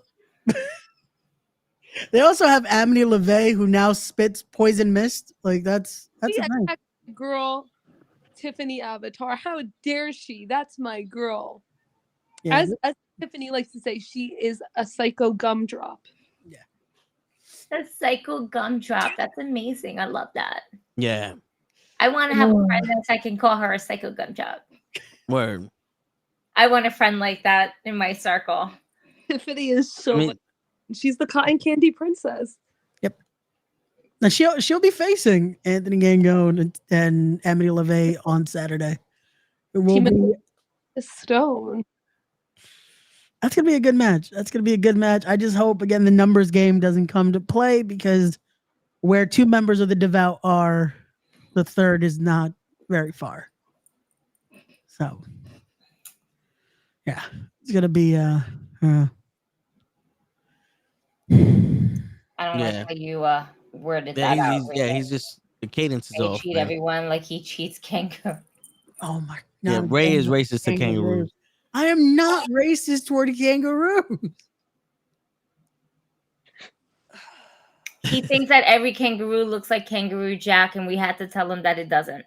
Yeah. Because not every kangaroo has the glasses and a hat and a hoodie. Yep. Kangaroos have their own personality. Damien, I think you just want to hear about Diddy. There's something about you that you just diddied out. I don't know. I bought that baby oil a long time ago. Oh yeah, but we came to a conclusion that Diddy got all his baby oil from Vince McMahon, since Vince McMahon decided to use baby oil on all of his wrestlers back in the 80s and 90s, and he just had a warehouse full of it. Hence why Diddy decided to do WrestleMania 29 in New York, New Jersey. I hated that they had New York, New Jersey because it wasn't in New York. It was just in New Jersey. Anything that grass touches is New York. It's a consulate. OMG. But SummerSlam will be in New Jersey. They said in New Jersey. They're not doing New York and New Jersey for 2 nights. I'm excited. I'm ready for it. I'm here for it. Let's go. And I know during SummerSlam next year, especially it being in Jersey, there's just going to be so many indie shows that are just going to be everywhere. And I think that's what I'm more excited for. Like SummerSlam 2 nights. Cool. Whatever. WWE product. Cool. Whatever. We all love it. We love it. We love to hate it. We love to love it. All right. There's you get the love and the hate and all of it. But the real true passion is in the independent scene, where you just go absolutely crazy. It's just going to be so fun. And I'm excited. I'm excited to be part of something that's going to be talked about for years and years and years. And different wrestling promotions, they're all going to pop out. And they're all going to try to get that #1 spot of being that indie show for that weekend. And I'm here for all of it. Oh yeah, you're gonna see the crazy matchups. You're gonna see the amount of just let's see what we could throw together here and just put on quality independent wrestling. Yeah. Like I said, I already spoke to one person that yeah, it's gonna be a certain arrival might make their way to New Jersey next summer. So we'll see what happens. We'll see what happens. So we'll see. That would be fun. That would be very fun. We shall see. I like arrivals. But We've besides done dream matches before, and if what happens that one, yeah, that's gonna be pretty nice.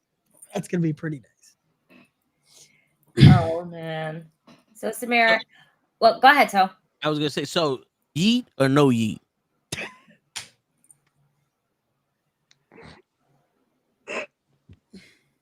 Yeet. She did the balls and everything. That was great. Just yeet. Oh god. I will say, and Toe and I were talking about it earlier. That new Intercontinental Championship looks very sexy in blue. Oh yeah. It looks sexy. It looks good. I like it.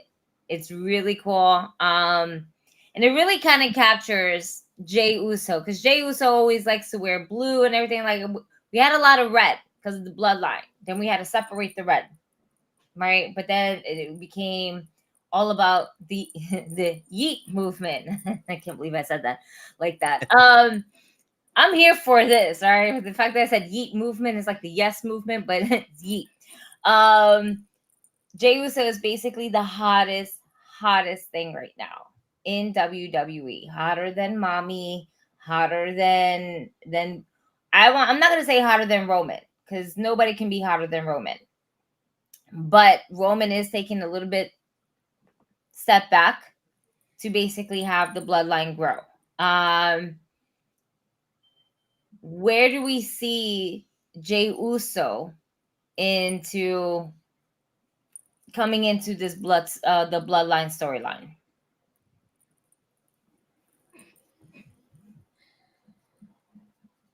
Because he got a title, and on Monday, even though he was a little bit overwhelmed and he looks like he lost his words during his promo, he definitely mentioned the bloodline. Like, I had people holding me back. I had Roman holding me back. I had my family holding me back. I had the fact that we've mentioned the family, the bloodline, Roman.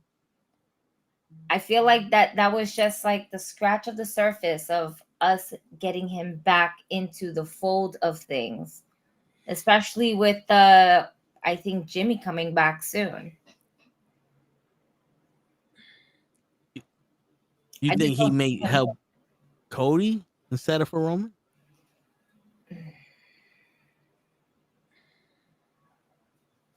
I don't want Cody part of this story. Me neither, but he has. I want Cody to be a heel. I'm done with his baby face run. Can he just be a dick? I don't want him as a baby face anymore. I'm tired. Yeah.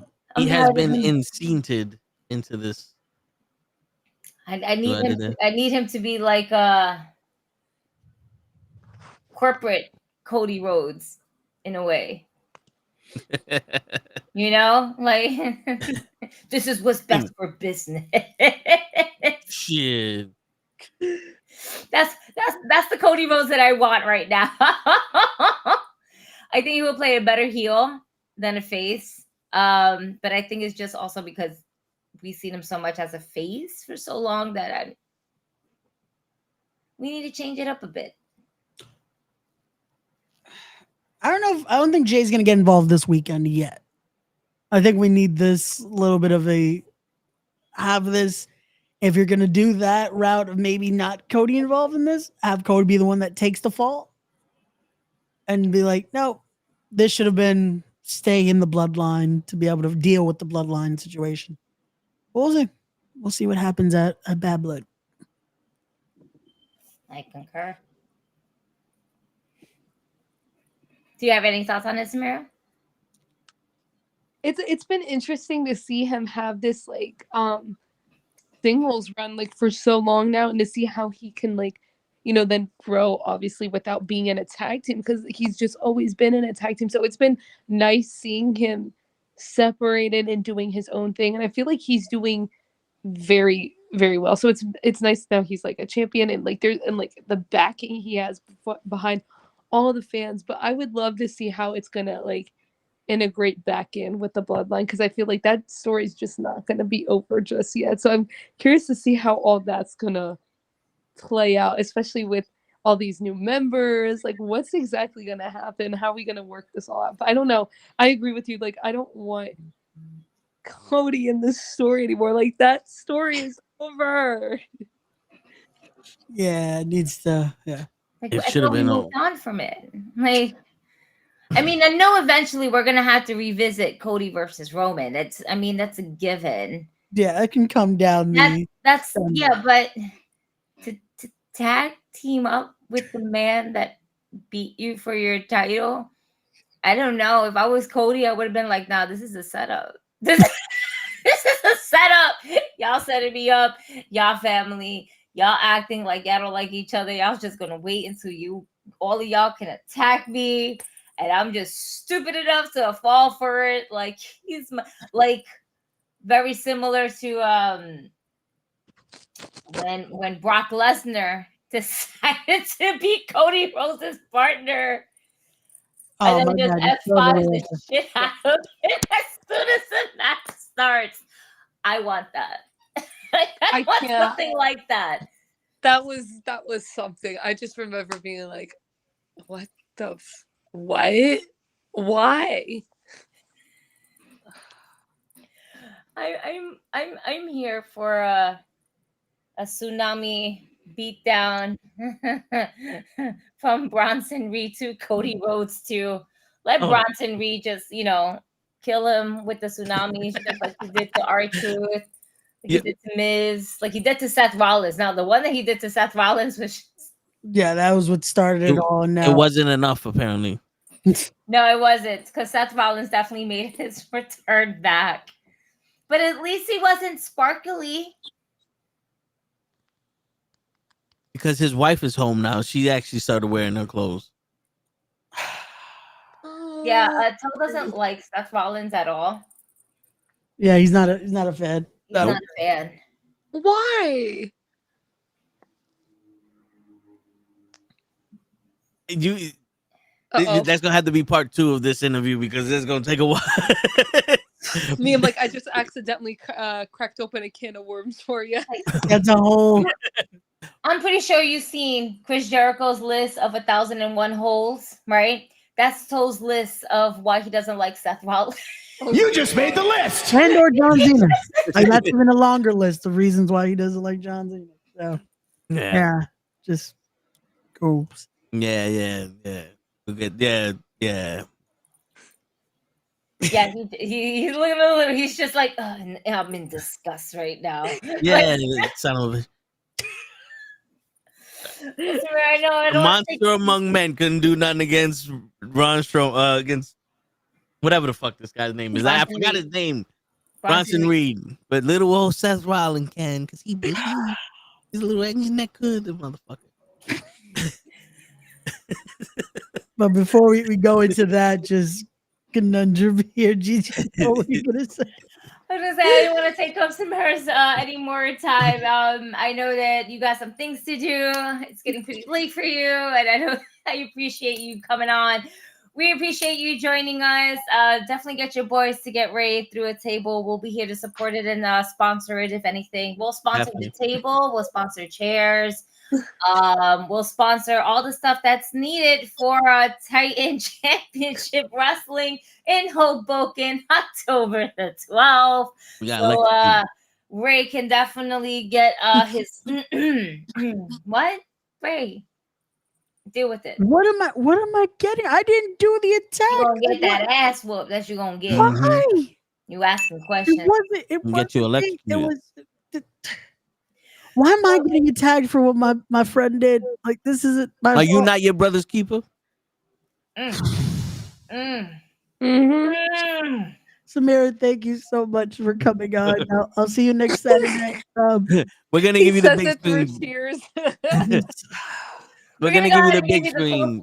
So you can go ahead and promote anything and everything that you want. Plug all your socials if you love. Go for it, girl. Well, thank you guys so much first for having me on. I had a blast. This was so much fun. But you guys can find me on my Linktree. It's Samira, and that's where my X is, my Instagram, my TikTok. All my socials are on there. My pro wrestling tees, my big cartel where I sell my autographs and my what else do I have? Trading cards. And that's where everything is. I'm soon coming out with some stuff to help support Lebanon. Obviously, if you guys haven't paid attention, I'm Lebanese and there's stuff going on over there. So I am doing something pretty soon with merch where I'm going to donate all the proceeds to help out over there. So just keep your eye out for it. And again, thank you guys so much for having me on. Well, thank you for so much for coming, and we will definitely be on the look for the merch as soon as you come out with it. Please let us know. We would love to go ahead and support the cause. Absolutely. Well, thank you very much for Samira. You guys can catch her on her IG. She just hit up all the socials and everything like that. You can find her in all of our October bookings. Smash Master Wrestling in PA on the 6th. Again, Titan Championship Wrestling in Hoboken on the 12th. Boca Raton Championship Wrestling in Florida. And at Pro Wrestling Magic at Ridgefield Park in New Jersey on the 26th. Thank you so much for coming on. We appreciate you and your time, girl. And keep doing Thank awesome. you guys so keep much. kicking ass. We are here to support you, boo. Thank you guys so much. Hopefully I see you guys soon. Definitely will. Night. Bye. Bye. So you just had to sell me out like that instantly? Like, what was that? Like, I jump on. I'm legit in the waiting room, and all I hear is, "You know what, race? What was that?" Yo, listen, man. That's what you said. I did not say that. When did I say that? You said that shit to me like on Monday night after we got off the show. It's always off air. Always. There's no proof of what. When did I say? That's the problem. So there's no fucking physical proof because you wouldn't even want to say it on air and shit like that. So that's why we have to be the friends that we are, and fucking, the truth shall set you free, Raymond. You know what the truth is? That this new background is fire. Like, look at that. You got the new logos all right there. Yes, it sure does. It's cool. It's popping. We got the new wrestling. No, I appreciate. Why are you trying to get me put through a table though? That's like, damn. Respect the craft logos on there. Look, my logo with the Puerto Rican lips and the headphones, even though I don't wear my headphones, is on there. Headphones be hurting me too much though. But it's dope. I love it. I love the. Have y'all seen how like Jack Kemp Powers is? He probably could do it on his own. Like, listen, man. Come on, guys. Why I gotta go through a table? You know why? You know why? It's been a long time coming. No, I didn't sign up for this. Like Triple H said, just take the bump. No, you did sign up for this when you wanted to be a knucklehead. Take the bump. You knew what the price was. I didn't see anyone else go through the table. How was that part of my conditions? Whoa. First and foremost, okay. Toast started it. I got invited by Show, who doesn't show up. If there's any other person that's supposed to go through a table, it's going to be Show for not showing up. And here you go on your phone, mad disrespectful. And then you wonder why you gotta go through a table. I gotta finally plug the shows I just did. I gotta do the thank you posts and all that shit. You're gonna wait 30 minutes. No, that's gonna be midnight. No, it's not. It will be 11:52. Mm-hmm. That's not midnight. Midnight's 12. Yeah. But my man said, fuck it. While Jeezy's talking, I'm just gonna go say thank you to the person who did my show. I'm still paying attention though. Like all I have to do is press the button. Like it's already written. Yeah, okay, you're paying attention to Gigi, but now you gotta pay your dues and go through that table. I'm still not going through the table. Oh yeah, you are. No. You gotta get cut. Wait, why am I getting cut now? Wait, what is happening? Oh shit. Yep. I hope you didn't quit. No, we're gonna cut you, and we're gonna put lemon juice on the tables. Jeez. We're gonna cut you up, and then we're gonna put you through two of them motherfuckers. I'm deceased. BRB, fellas. Guys. Shit. Oh man, but what's going on, bro? How's everything? Everything is alright, man. Everything's alright.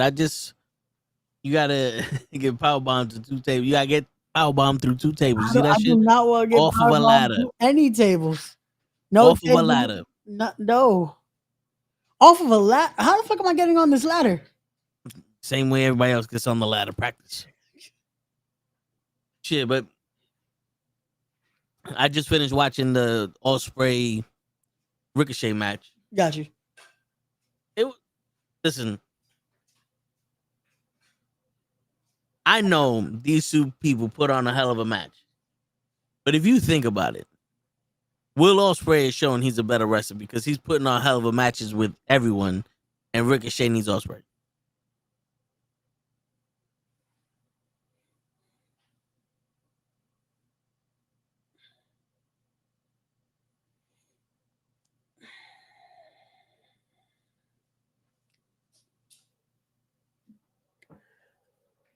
I thought Ray who cinder blocks like Paige did Swerve. Jesus, I'd rather go through the table. I would rather him go through the table also. I don't think Toe and Gigi want me to die now. God damn. I just picture you with a big ass scratch on your back. Every shirt you wear is have a red. Bro, nah, it's not gonna be a scratch. My back is just gonna be broken. Fucking Mike Tyson spinal, like you gonna have red skid marks on the back of your neck. I'm done. That's it. It's like, nah, man. You'll be like, yo, Ray, why are you hunched over? Cause of my back. So Ray, why are you always on the podcast like this? Like, bro, because I can't back. My back is broke. It's spinal. My back broke. Do we think Bobby Lashley shows up at Wrestle Dream? I think he shows up whenever Strickland returns. When we finally see the Strickland confrontation with MVP, that's when Bobby Lashley is going to show up.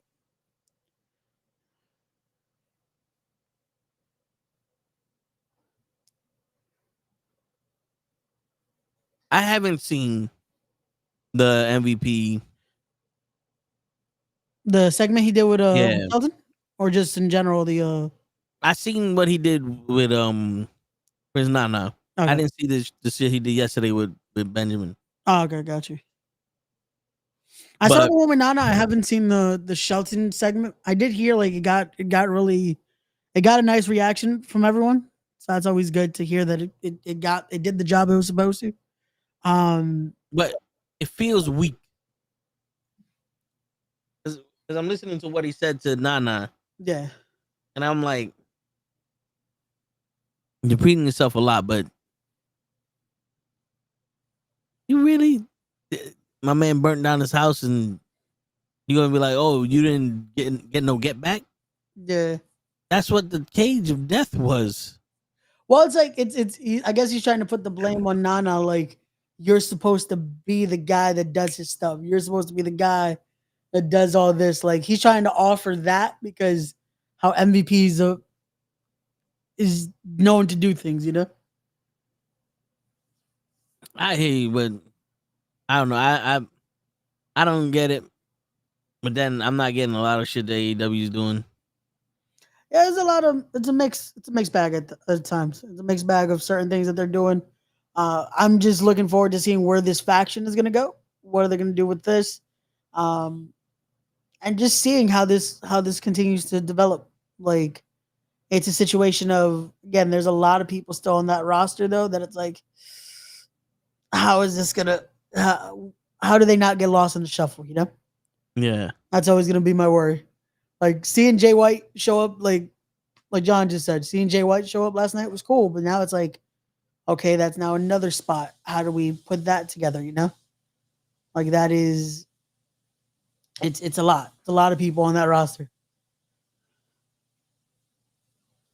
How did Cowboy shit go from killing Swerve to having a street fight with Juice, and now he's fucking with Jay White? I guess because Juice really got involved in that in the strap match, so it was like, oh, now I'm gonna fuck you up because why did you get so why were you enjoying being a part of that lumberjack strap match? And he whipped Hangman, so that was like, oh, now we're gonna fight. Now I'm gonna fuck you up for getting too involved, you know? It was like, yeah, you enjoyed your job too much. Now I'm gonna fuck you up. In a sense. Okay. I mean, I don't remember that strap match.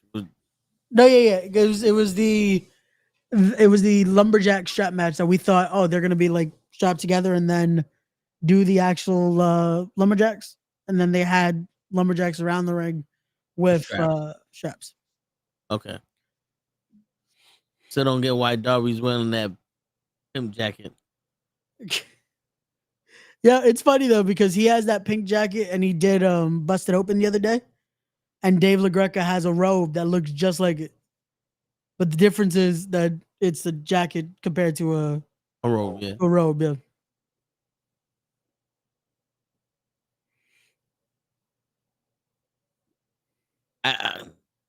That's the new rock shit, I guess. Pink furry jackets. Yeah.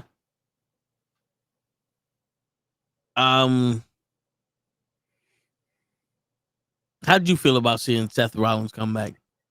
I didn't mind it. I thought it was a little like that having a decisive finish was weird. Because I thought that was a point of breaking the ring. Yeah. That's why I said I thought I could have sworn it was like, oh, they're gonna do a no finish, no ending, especially then finding out unfortunately Braun pulled his groin. So that's why when I said, oh, he fell, and I thought it was a no contest. And no, he just fell because he unfortunately pulled his groin. Damn. And that's Braun Strowman. Yeah. Okay. Yes, Braun Strowman pulled his groin. You could tell. That's why I was like, why did he fall like that? Like, if they're gonna do a decisive, like, oh no, he got up. I'm thinking he'll be standing. And then I guess it's because he pulled his groin that I was like, nope, back down we go. Like, oh no, this we have a problem. Yeah. With shit. I remember I thought once I accidentally pulled my shit, and it's yeah, that pain fucking makes you think everything's fucked up. Like,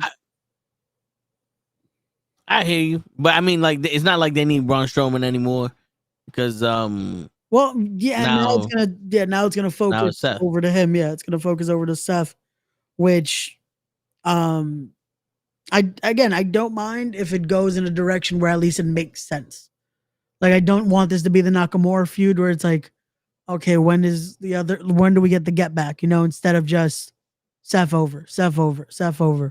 Like, I also want to see the back and forth at least a bit if we're gonna do this feud, you know? Yeah, but you know, he's gonna be going over. No, in the end, yes, of course, the babyface is gonna go over, but it's the situation of at least seeing Bronson not just get loss after loss. Like, have it be where Bronson is still, when he's healthy, have it be a dominant look to it, you know? Being injured. What are the Wide Six supposed to do now? Because all their QR codes lead to him possibly joining. Well, a groin, hopefully, if the groin injury isn't as severe, he could be back any minute now. I thought you were gonna say a year. No, he could be back any like shit. He should be like shit. Rey Mysterio wrestled with one once. Like, he had legit pulled his groin and then wrestled Matt Hardy, and that was the gimmick. Like, he just got low blowed again. That's how Matt Hardy ended up winning. Then it was like, we're just gonna attack the groin. That's it. Like, yo, if you heard anything about the video today, protect your nuts. Protect the nuts at all costs. I had so much I wanted to say, like, when you're fucking diving the report, that I kept laughing. That I was just like, I'm gonna fucking sound like a dumbass here. Let me just fucking, yo, help us. The fucking child voice. Shit. No, but I mean, I don't like it because, like I said, Braun Strowman supposed to be the monster amongst men. Yeah. And he can't take out Bronson Reed, but Seth with one curb stomp can. Yeah, it's.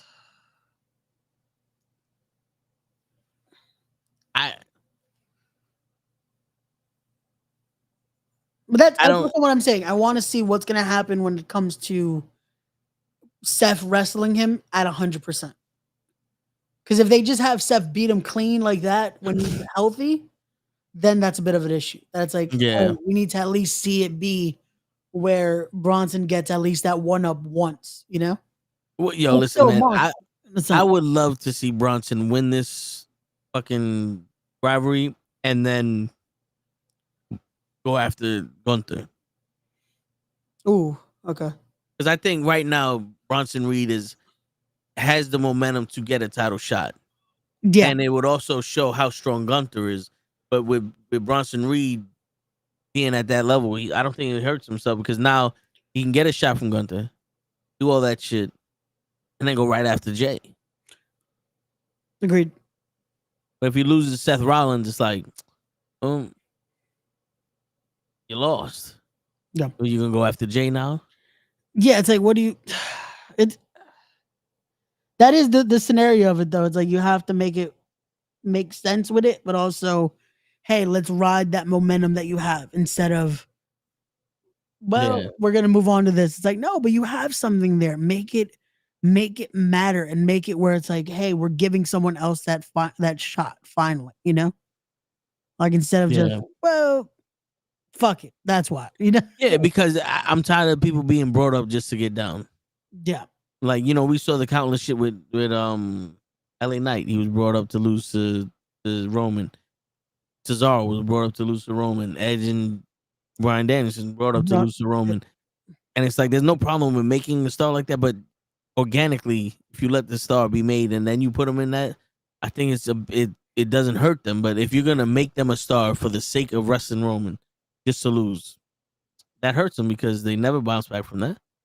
That's the thing too. That's like, there's a way. Like, let's also, there is a way to, even in loss, you can also go get over. Yeah.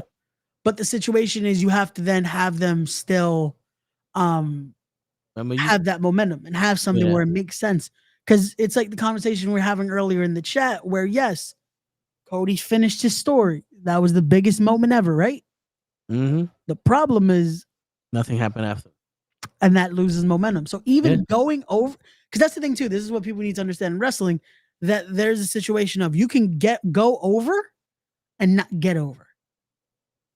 And that's the challenging part. That if you don't do that, then there's a problem. Because it's like, oh shit. Like now we fucked up. Because if you're not getting over after we just did all this and put that momentum on you, now that's a problem.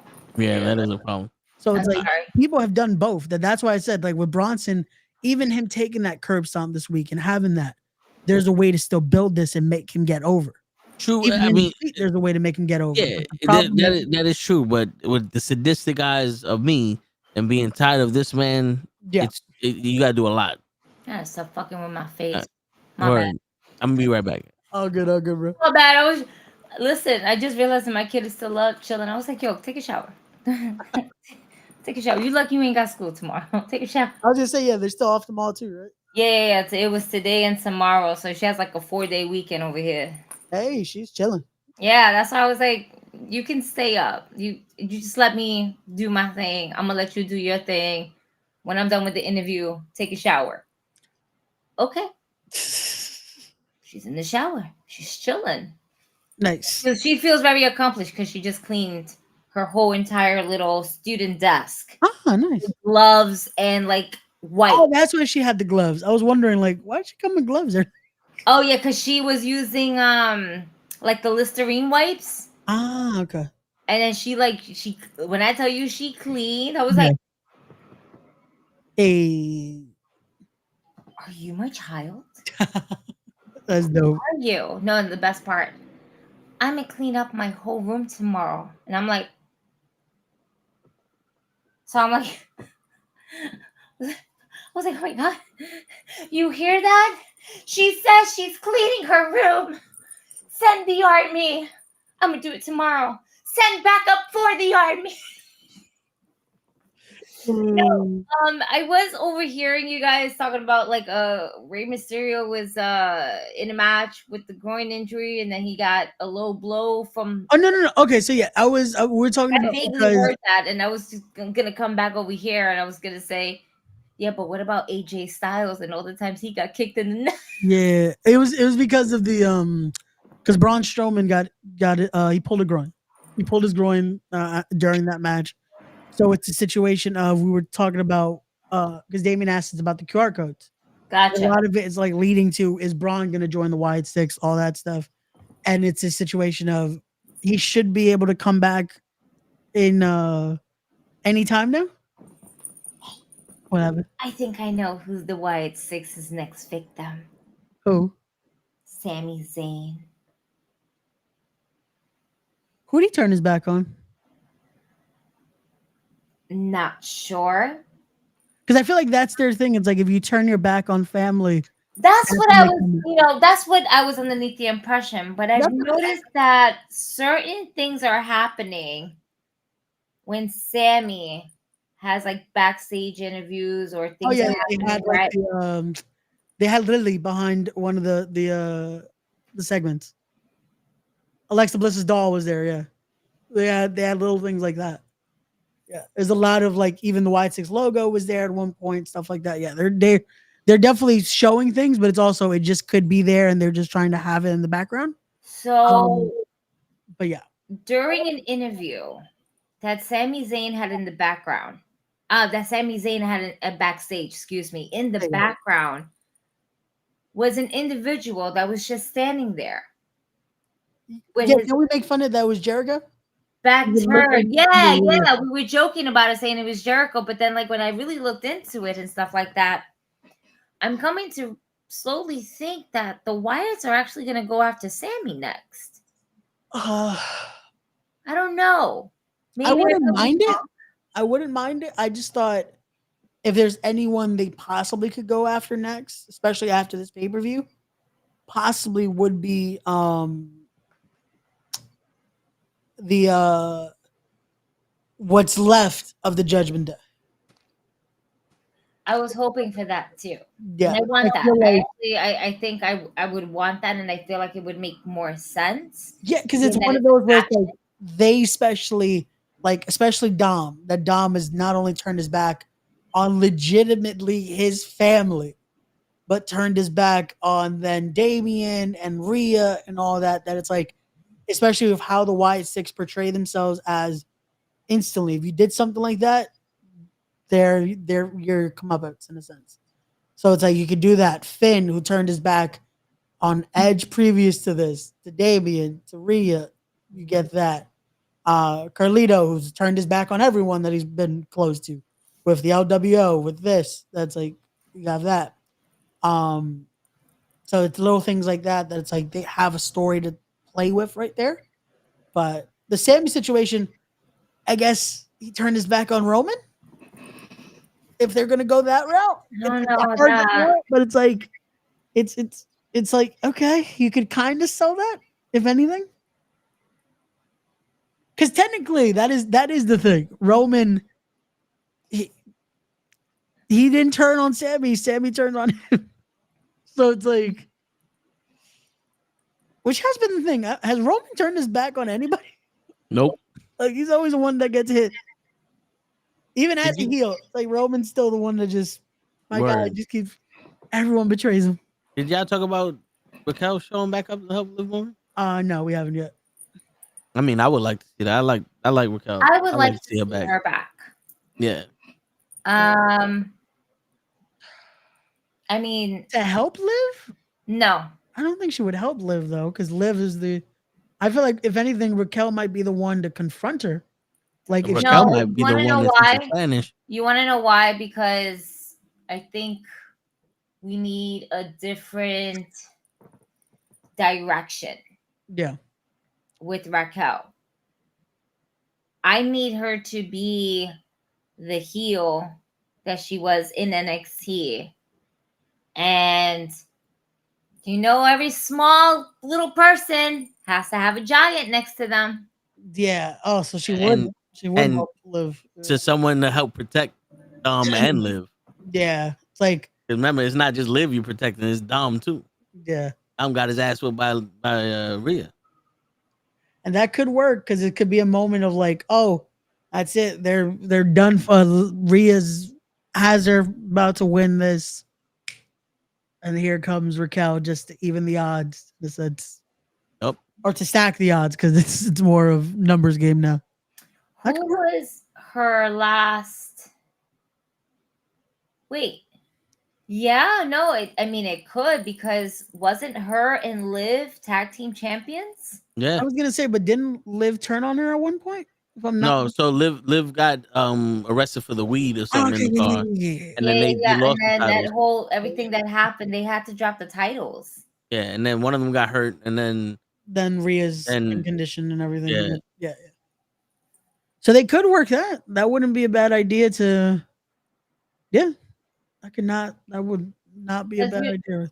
because you need, not to say that you need a new feud with Rhea, but essentially you're gonna, this whole Liv and Dom is starting to run its course. Yeah. And then even that has something that's like Raquel and Rhea have been known to be like friendly. So it even adds another element of like, and they even got to Raquel now. That it's like, and also they're always triple teaming Priest, but it's a one-on-one with Rhea. Yeah. I think they need something to like double team Rhea also. Yeah. And especially how she looked dominant. Like Monday, it's Liv jumped Rhea and still got thrown around. That's why I was like, you know, when that comment that came up, where she when that comment came up of Raquel joining or helping Liv, I can see that more happening than anything else because you need an equalizer. Yep. And I think, you know, having Raquel back would be that equalizer because her and Rhea had some good matches. Yeah. Yeah. There's a lot you can do there.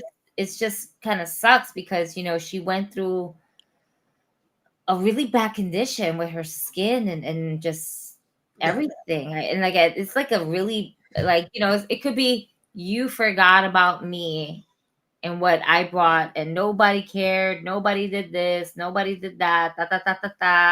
Like, she can basically say that the fans turned their back on her. You know what I'm saying? So we can go with that angle. Which I think that would be the best thing of it, that it's like, oh, everyone fell in love with mommy and everyone was this and this. What about me?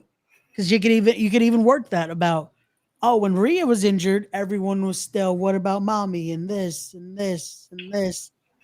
But no one checked on Raquel. No one was worried about where Raquel was. That type of scenario. So that could work.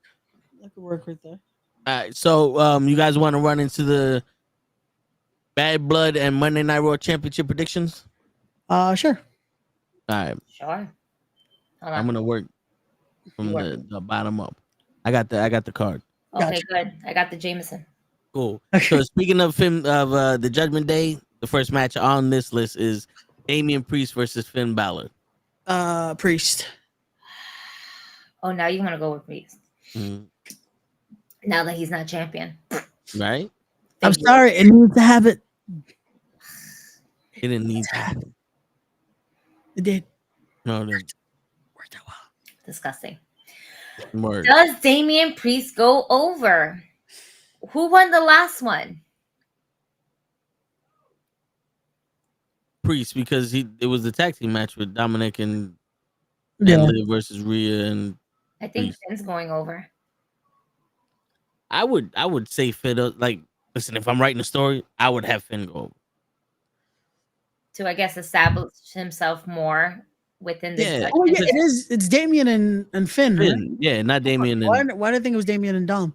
No. No. Because if it's Damian and Dom, obviously it's Damian. No, yeah. I don't know why I thought it was Damian and Dom. Fuck. It's Damian and Balor. No, it should be.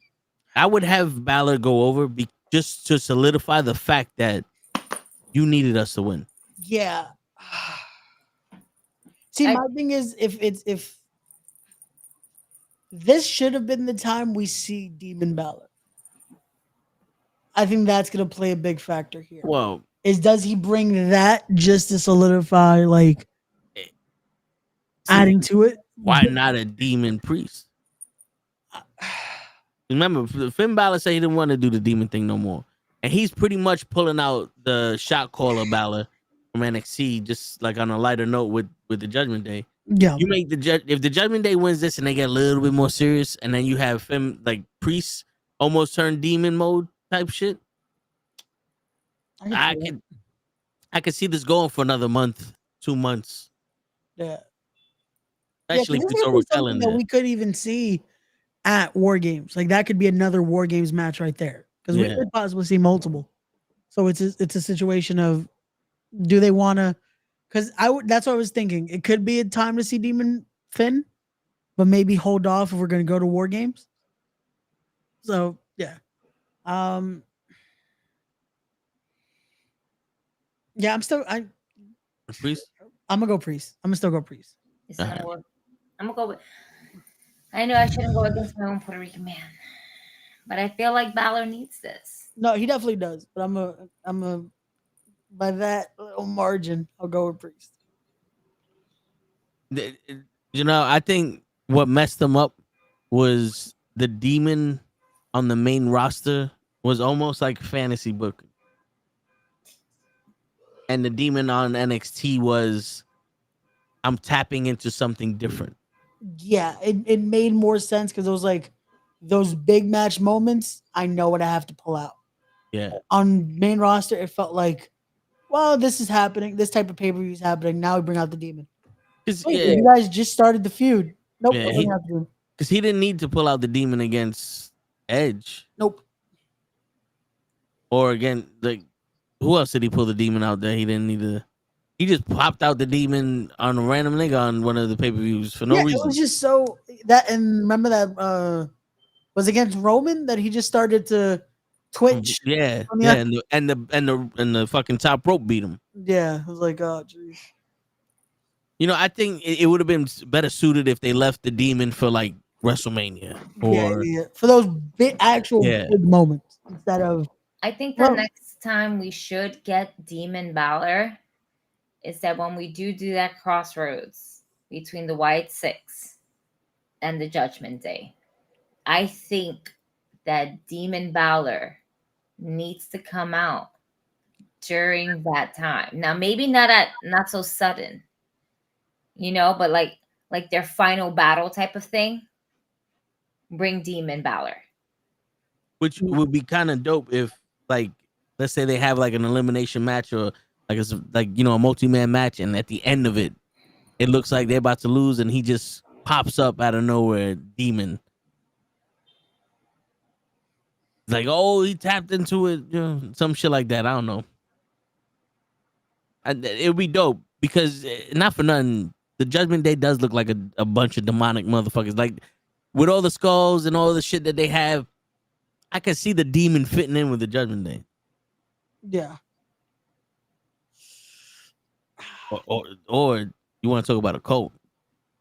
Let Finn Balor start start showing these motherfuckers how to get into that demon shit, and then you have all little demons running around. You have a demon Dominic, a demon McGillicuddy. What's his name? Jenny McDonough. Dick McDonough. A demon Carlito. Yeah, you actually say McDonough the right way. I heard Ray just say it. Yeah, I know, but even after Ray says it, like, you normally don't. You know what? I'm just gonna leave it alone. Word. Just take the win, Tough. Take the win. Word. Go for the win and take the win. Boom. Next match. Yep. Nia Jax versus Bayley for the WWE Women's Championship. Nia. I love Bayley. Tiffany Stratton also. Yeah. Tiffany Stratton, you think this is her time? Yeah. Because I feel like we're losing the momentum of it. That's like now we kind of forgot she has that briefcase. No, I think we still test the waters, as I like to say, because just very recent, Nia did put her hands around. Yeah, and that's exactly what it is. That it's like we're forgetting that. Oh wait, no, she could cash in whenever the hell she wants. So it's like have it be a moment of just, oh, Nia wins. Even do it if you want clean. And we have. I'm not gonna lie. I low key, and I know it's not gonna happen, but I would really like if Tiffany Stratton were to come out twice in this event. Once for Liv, just okay, just to tease. The tease, yeah. But then if what's her name, Raquel, joins in and stuff like that, like have her basically help her out too, and just be like, oh, but then have her come in and cash in on Nia. You know what I'm saying? Just to give that tease to remind folks that she can do it on any what you call it, any show, any brand. Yeah. It could be Raw. It could be SmackDown. It would be dope to see it in NXT, but she already had the NXT championship. Yeah, yeah. You know what I'm saying? I would love to see her come to Raw. You know me and how I feel about SmackDown. The toys go to die. Now that NXT is on CW, I would like to see Tiffany Stratton make an appearance back with her briefcase to look at Roxanne Perez and just be like, it's always Tiffy time. Never forget that. It's not in the sense of way where she's going to cash it in, but like because they are doing the whole I can definitely stars into NXT, and then like we just saw Bianca Belair. We had Jade on there. They're going to fight. They're going to have a trios match with Fatal Influence. Yep. Which the name Toxic Attraction. Really? Yeah, they definitely didn't hide that. It's just like, we're gonna reuse this in a different way. Like, that's why I was like, it's like, yeah, we're gonna copy and paste. It's one of those where it's like, hey, can I copy your homework? Yeah, just don't make it obvious. It's one of those situations. And there's a photocopy. It's legit. It's like, oh yeah, nothing similar. Yeah. We're just gonna do something really different. So. But I would love to see Tiffany on some. I ain't here, so I get to be the top bitch. Roxanne, you ain't the only one that got some shit. You know what I'm saying? Like on some, she's doing it because I want to see her flaunt it more. I think that's what it is. I want to see her flaunt it more. Yeah. You know, granted, on the main rosters, on the brand that she's on and everything like that. Obviously, you.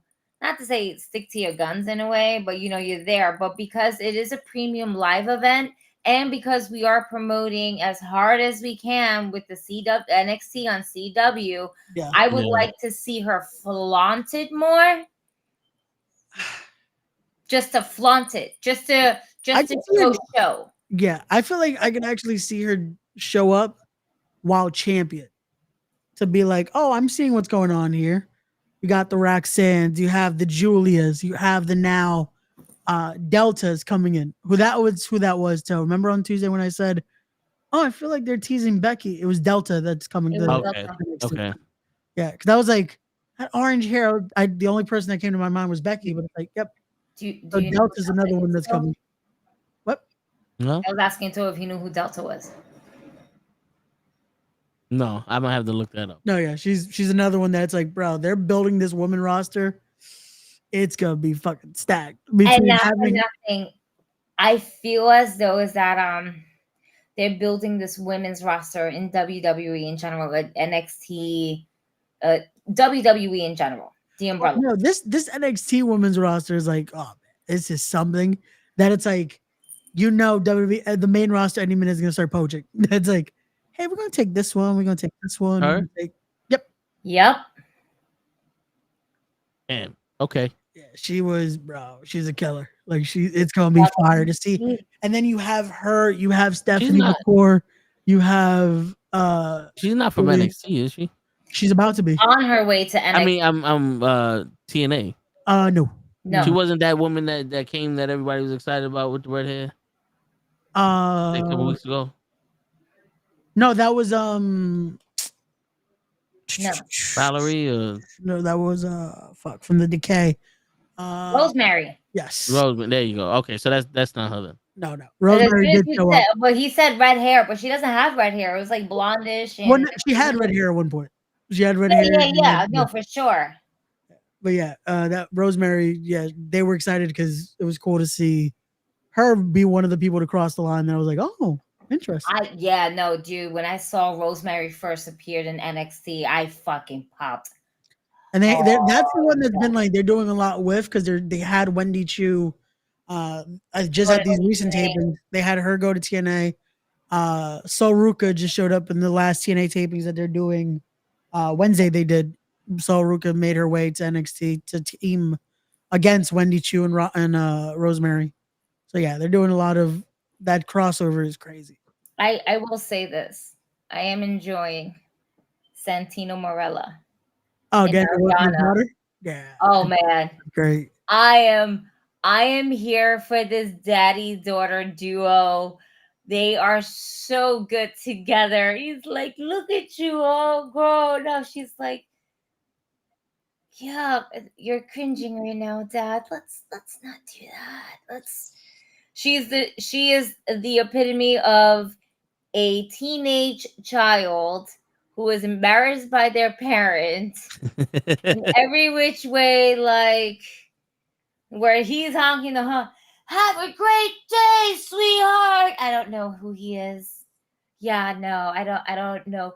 Hey, and then they start mentioning your name. You're like, yeah, I don't know. He just stalks me on Instagram or something like that. Like, let's go inside. Let's go inside. Let's just go inside. Like, so he keeps saying he's your dad. Nope, I don't know. I've never heard of him. Right, I've never seen this man in my whole entire life. I've never. No. Did he dress up as? No, I don't. Nope, I don't know anything. No, it definitely was too early to give Julia the title. Yeah, no, it's definitely too early. Way too early. Yeah, it's having her be a part of that and having her lose to Roxanne, it works just because you also still have to build up Roxanne Perez. Like, we also have to remember she's what now? 22, 23? But still, and what's her name? Stephanie Vicor. Yeah, she's on her way. Vicor's on her way. Again, Julia's now there. You have Delta coming in. I think what you're doing, roster. What you're doing is just showing the world the roster of women that's underneath Roxanne. Yeah. So when she goes to the main roster, you already have women established that, all right, the next one is this one. Yeah. For sure. Which I still think should be Jada Parker too.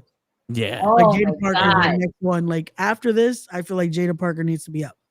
Jada Parker is killing it. She's to have gold around her way. There's just so many good women though. Yeah. You have Jada Parker. You have Roxanne Perez. You now have Julia. You have, oh my God, what is this Cuban bitch's name? Lola Vice. Lola Vice. I see her. I was like, I just see her dancing and just doing her thing. But I love how she be kind of promo bilingual.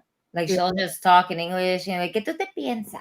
Like, yo, like she's quick to talk that Spanglish up to the point where you understand it, whether you speak Spanish or not. Yep. No, yeah, it's very well done. Very well done. And again, it's great to see that, and it's hopefully it translates as well to the main roster because there's a better direction in NXT right now. And again, I commend Shawn Michaels, Steve Corino. They're doing a hell of a fucking job down there. Yeah, they are. I think what needs to happen is like another revolution where a bunch of these women come up. But the problem is I would love that too, but then I don't want it to also hurt NXT. Yeah. No. Right like, now they're in that transition stage that it's like the newer women. Okay, yeah. Stay down there, but like the ones that been there for so long, like, yo, it's time. It's a matter of time. No, yeah. But it's a thing of they still need for a little bit just because like the tag division. That's why it's like any day now for these guys to show up will be amazing because NXT needs tag teams. So it's like, because I know that was the one thing that's like, why the hell are the Machine Guns going to go to NXT? Why not? You build up that tag division again. It does wonders for them because they get to work with younger talent. They get to improve that. And then you call them up to the main roster. Yeah. No one's going to mind because who the hell doesn't want to see Shelly and Sabin against, again, a bundle of talent. So right. I have a question for y'all. Mm-hmm. So being that we just saw that Trick Williams is now our NXT. Now prior to that, I think it was prior to that, where we saw the news where there was a lack of representative of Black male wrestlers having a championship, having any type of real representation on the main roster, on the PLEs, etc. Do we think that the backlash that WWE was getting of not having a Black male representative to pretty much be the face of a title, whether I'm not going to say the face of the company because they're all faces of the company per se, you know, but to have like a main focal point, like, okay, we hear you. This is why we're putting the championship back on Trick Williams. I don't think it influenced that. Okay. I also don't think people are saying it and then they're not giving the actual product a watch. They're just like, oh yeah, we're not pushing this. Meanwhile, what about this? Or what about this? Or what about when it was happening? Where's the support then? It's more of we want to kind of complaining a bit, because if you notice, a lot of people that are complaining are not those that are actually vocal when it's done away or it's done like this. Yeah, I mean, how many African American superstars do they have left on the roster that are on that level? Like Xavier Woods is being pushed to at least have his own singles run. Yep. So that there's a matter of time for Xavier Woods to step up and become maybe Intercontinental Champion or more than that. We don't know what's gonna happen to Kofi after they split up. You know what I'm saying? Like, you know, Obi Toppin. Obi Toppin? Yeah, the dude from NXT, Obi Fetty. Yeah, he's been champion for a long time in NXT. You know, the North American champion. Who does the SmackDown roster have? You lost Shelton Benjamin, you lost Bobby Lashley, you lost MVP. Do you have the Street Profits, but they're not going anywhere? Well, right now, the Street Profits are not up for the simplicity that Angelo Dawkins is right now dealing with his preemie newborn and is being there for his wifey and everything like that. Like if you actually look at Angelo Dawkins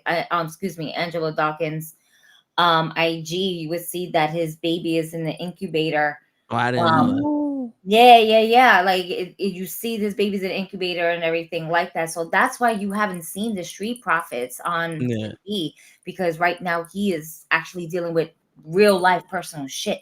Gotcha. Oh, yeah. And they're not going to push Montez as a singles right now, because that's not the direction that we're going with at the moment. Yeah. Yes, we will get there with Montez, but we still need a tag team, and they still work well as a tag team. Now, you've mentioned we're seeing a push with Xavier and everything like that.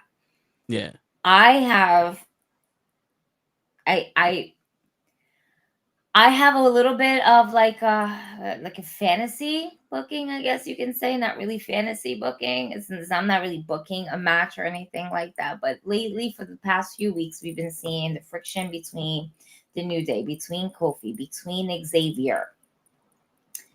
What if this whole time Xavier is spazzing out on Kofi, right? And we all see like this is Xavier's going to turn on Kofi any day now. Xavier's going to turn on Kofi. He's going to turn on Kofi, right? So and they have been talking about the 10-year anniversary of the New Day. So in my booking, in the 10-year anniversary of the New Day, we have Big E come back. Not to wrestle, because obviously he's not really clear to wrestle or anything like that, but as a backstage segment to be the mediator of the conflict that is happening between Kofi and Xavier. Now, you know, Big E talks to Xavier, he talks to Kofi, he talks to both of them at the same time. We get the band back together, and Big E can even do the entrance, right? Big E could be on commentary, because he's great on commentary. Yeah. And it's not like they can do anything to him or anything like that, except hurt his feelings. Right? Yep. What if that this whole time that Xavier was spazzing out, it's actually because he had a gut feeling that something was up, right? Kofi's not the one communicating. Kofi's not doing. What if instead of Xavier Woods turning on Kofi, is Kofi turning on Xavier Woods? I mean, it would give Kofi a chance to grow as a wrestler and be a heel, which something we haven't seen. Yeah. And it also gives Xavier Woods the chance to be a face, which we have seen, but it's only been on the surface level. Like, he gets a chance to be pushed up. Like, that could be a step or so, a catapult for Xavier Woods. kind of take it as the Shield. Yeah.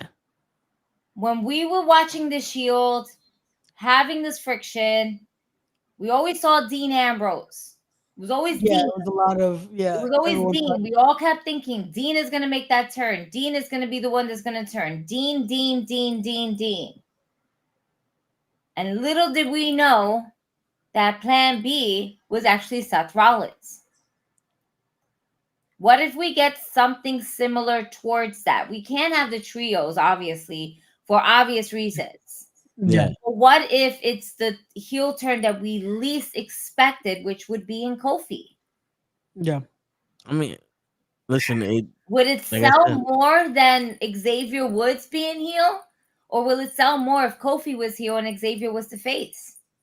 I think it works either way. My thing is, I think it would be the bigger shocker seeing Kofi do the turn. You know, and also it would also have Xavier Woods snap out of whatever he's have, because Darian Cross is gonna go after him like, yo, I told you, you know, blah, blah, blah. And Woods was like, yo, fuck you, man, you know, like, and like be like some, no, 100%, I'm by myself now. Yeah, I'm not gonna leave my group for this group, you know. That's the thing too, that I feel like that's what they're turning it into, that it's like, if Woods does turn, he's going with Cross. Like, Cross has finally got to him. That's like, have Cross in the back, like, I knew he had him in it. Like, he had this in him the whole time. Like, but that's a way where he's playing devil's advocate in a way. Yeah. Yeah. I wouldn't mind seeing Kofi though, because it's gonna be like the MJF Adam Cole situation that we all thought, oh, it's gonna be MJF's gonna turn on him any minute now. And then we get the MJF just like Adam, like seeing that it's like, holy shit, Adam did it. Like, situations like that, it just gives a bigger, like, oh shit, we didn't see it going that way, you know? Where I think with Kofi, it would be he's the baby face of baby faces. Yeah. And the Ricky the Dragon Steamboat of time. Legit. So it would be crazy to see, but I feel like we're more than likely getting the Woods turn. Yo, but now this might be a little bit me piling onto a fantasy. Yeah. How would you feel Kofi does that to Xavier, but he starts his own faction with like Apollo Crews? Apollo Crews. And someone else. Oh, he just makes another New Day. I think if we're gonna like how the New Day was supposed to be in the beginning. Yeah, just like a bunch of disgruntled fucking people. If we're gonna finally break them up for a while, I think they need to do solo path. What? I don't think we could put them from faction to faction, just because I feel like, especially if we're gonna put Kofi as the heel.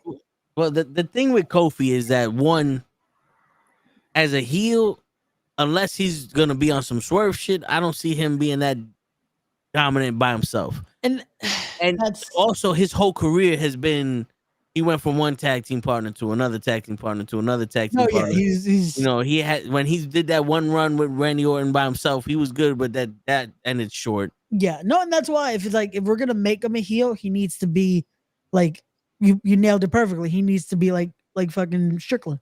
Like, it needs to be something where it's like, this guy can now, which he's shown he can be a dominant solo act. Like, as champion, it wasn't like, oh, he needed to have Biggie and Xavier with him. Like, now having this, it can build something. But they have to give him the ball. They have to let him actually cook with this, and they have to let him actually prove what he can do as a heel. But again, it goes either way. Even with Woods, it's like, let him show like, oh, you guys finally let me do something and brought back the King of the Ring, and then spat in my face. You made it a mockery. You made the one thing that I wanted now mean nothing. Mm-hmm. You tried to take away up, down, down from me. There's ways that can make him a bitter Xavier Woods. Yeah. Again, they have to let them be creative and let them do things where it's like, okay, this isn't just the baby face we've seen. This isn't like Woods trying to be Consequences Creed. Like, no, this is Woods doing something different, you know? And it would obviously make more sense to have Woods be the one to turn heel and everything in this case and scenario, just because I believe at this point of Kofi's career, it would be a little bit harder for him to sell him being a heel and keeping it that way, where Xavier, like you said, could just be a bitter person, bitter, petty, with that chip on his shoulder. Very. And being that Kofi has been doing this a lot longer than Xavier, it is getting up to that point. Well, not to say that Kofi's going to retire or anything like that, but the wheels are starting to slow down here. Yeah. And there's other projects that Kofi is working on, especially creating new schools, and hospitals, I believe, or something like that. Right? I'm not bugging. I seen it, or if it's not that he built. No, he was gonna do the I know he is doing an indie show where the proceeds are going to that. Like he's doing something where it's like he is donating a lot to help out with that, but he's also on his own time has been doing a lot of helping out with creating stuff like that and doing. He's definitely donating a lot back. Like he's trying to make sure those that are unfortunately less fortunate in situations like that to be able to help. But and I think because of the amount of projects that he has, and when it comes to that, there's a certain reputation that you need to kind of upkeep with, in a sense of way, right? Yeah, it's a situation of they all have though. Like it's gonna be something where seeing Woods be heel. Is he going to still do up, down, now? Is he going to still do this? Is he going to still do this when it comes to promoting the games? Like it's a catch-22 of you. Either way, this is why New Day was baby faces for the longest, because they had that media presence. They had this like that fandom. It's the John Cena thing that I was like, we can't turn them heel because of the kids. But it's like sometimes you have to take that risk to let them have range. Yeah, no, that's true. But all right, so. Lightning round. I was gonna say, did we even finish the? No, we didn't. We got a couple more. Okay, let's do it. Liv Morgan versus Rhea Ripley. Liv, yeah. I want Rhea, but yeah, I we all love mommy, but Liv needs to remain champion for a little bit longer before it goes bye-bye. Yeah. Cody Rhodes and Roman Reigns versus Solo Sikoa and Jacob Fatu. The bloodline. Solo and Jacob. Yep. Yeah. Well, let me correct myself. Solo. That's not the bloodline. Bloodline. The bloodline is Roman. This means Roman. I don't know what that other shit is. This is so the only tribal chief. That's right. The OTC is not gonna win. I'm sorry, Daddy. Somebody has to come in. Sorry, tribal daddy. I think someone interferes in that match. You fucked up when you picked the white boy as your tag team partner instead of blood. I think Jimmy Uso is gonna come back and he's not gonna fuck up Solo. I think he might just try to fuck up Roman. I don't know. I don't know what to say. Oh, and we spoke about that too a little bit. How Jimmy might be coming back. I said Jay. I didn't mean to say Jay. Jimmy. Jimmy's going to be coming back with a new manager, and the new manager is going to be Rikishi. I read that somewhere. I hope it's bullshit. Please, no. Word. But I would like Hikaleo to possibly make a debut. I don't see Zilla too. Nah, that is yet. He again with Zilla. There's still a lot to learn with it. That it's like you're gonna put him in this for what? To make him. And then on top of that, not for nothing, you have someone with a high profile in the wrestling industry in WWE that is Booker T. And Booker T had him in his school, and they're gonna be like, yo, Book, let me ask you about this kid. Nah, man, not right now. Well, no, right now, that's the thing. Booker T is gonna be high as hell on him because he made him his champion. So Booker T is gonna be like, Booker T kicked him out. Yeah, and then he brought him back. Did he bring him back? Yeah, but Hog also kicked him out too. I didn't know that. But then again, I wasn't 100% following. The last time I checked was that he's currently their champ. Like they had the falling out, and then he brought him in for the champ. to be champ. He's not gonna be in WWE right now. No, no. It's Hikuleo is already it's confirmed. It's there. He's on the roster. It's just an any day thing. So it would be then. Yeah. Hopefully, Bad Blood would make sense. Yeah. Cody's taking that pin. Yeah. So, and then it's a setup. The last match on the card: CM Punk versus Drew McIntyre. I think Drew. I'm saying Drew now. I'm over this. So am I. Can they both like? It's gonna be a double pin by the bracelet over. And a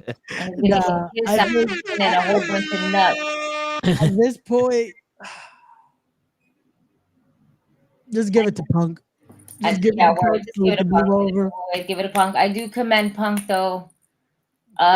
Doing that little bit where he fucking said the line with Roxanne Perez. She's like, I told you this would be my city. I'm old, I'm tired, my body hurts, and I work with a whole bunch of children, and it's because he does work with a whole bunch of children in NXT. So it's like, oh, you said the line. That was pretty funny to me. Give it a Punk. I'm over it. Give it a Punk all the day. Bye. Two more matches. These are on Raw now. There's two more? Well, because on Raw is two championship matches. So I want to get your predictions for this. Jey Uso versus Xavier Woods for the Intercontinental title. Yeet. Yeah, I'm going with Jay. They're not gonna change it. They're not gonna give it to Xavier. It's Jay versus who? Xavier Woods. Okay. I definitely think Jay's retaining. I feel like if they're gonna push that turn, Kofi accidentally costs him the match. Okay, and then the World Championship, Gunther versus Sami Zayn. Gunther over. We could not fit that match at all on the pit.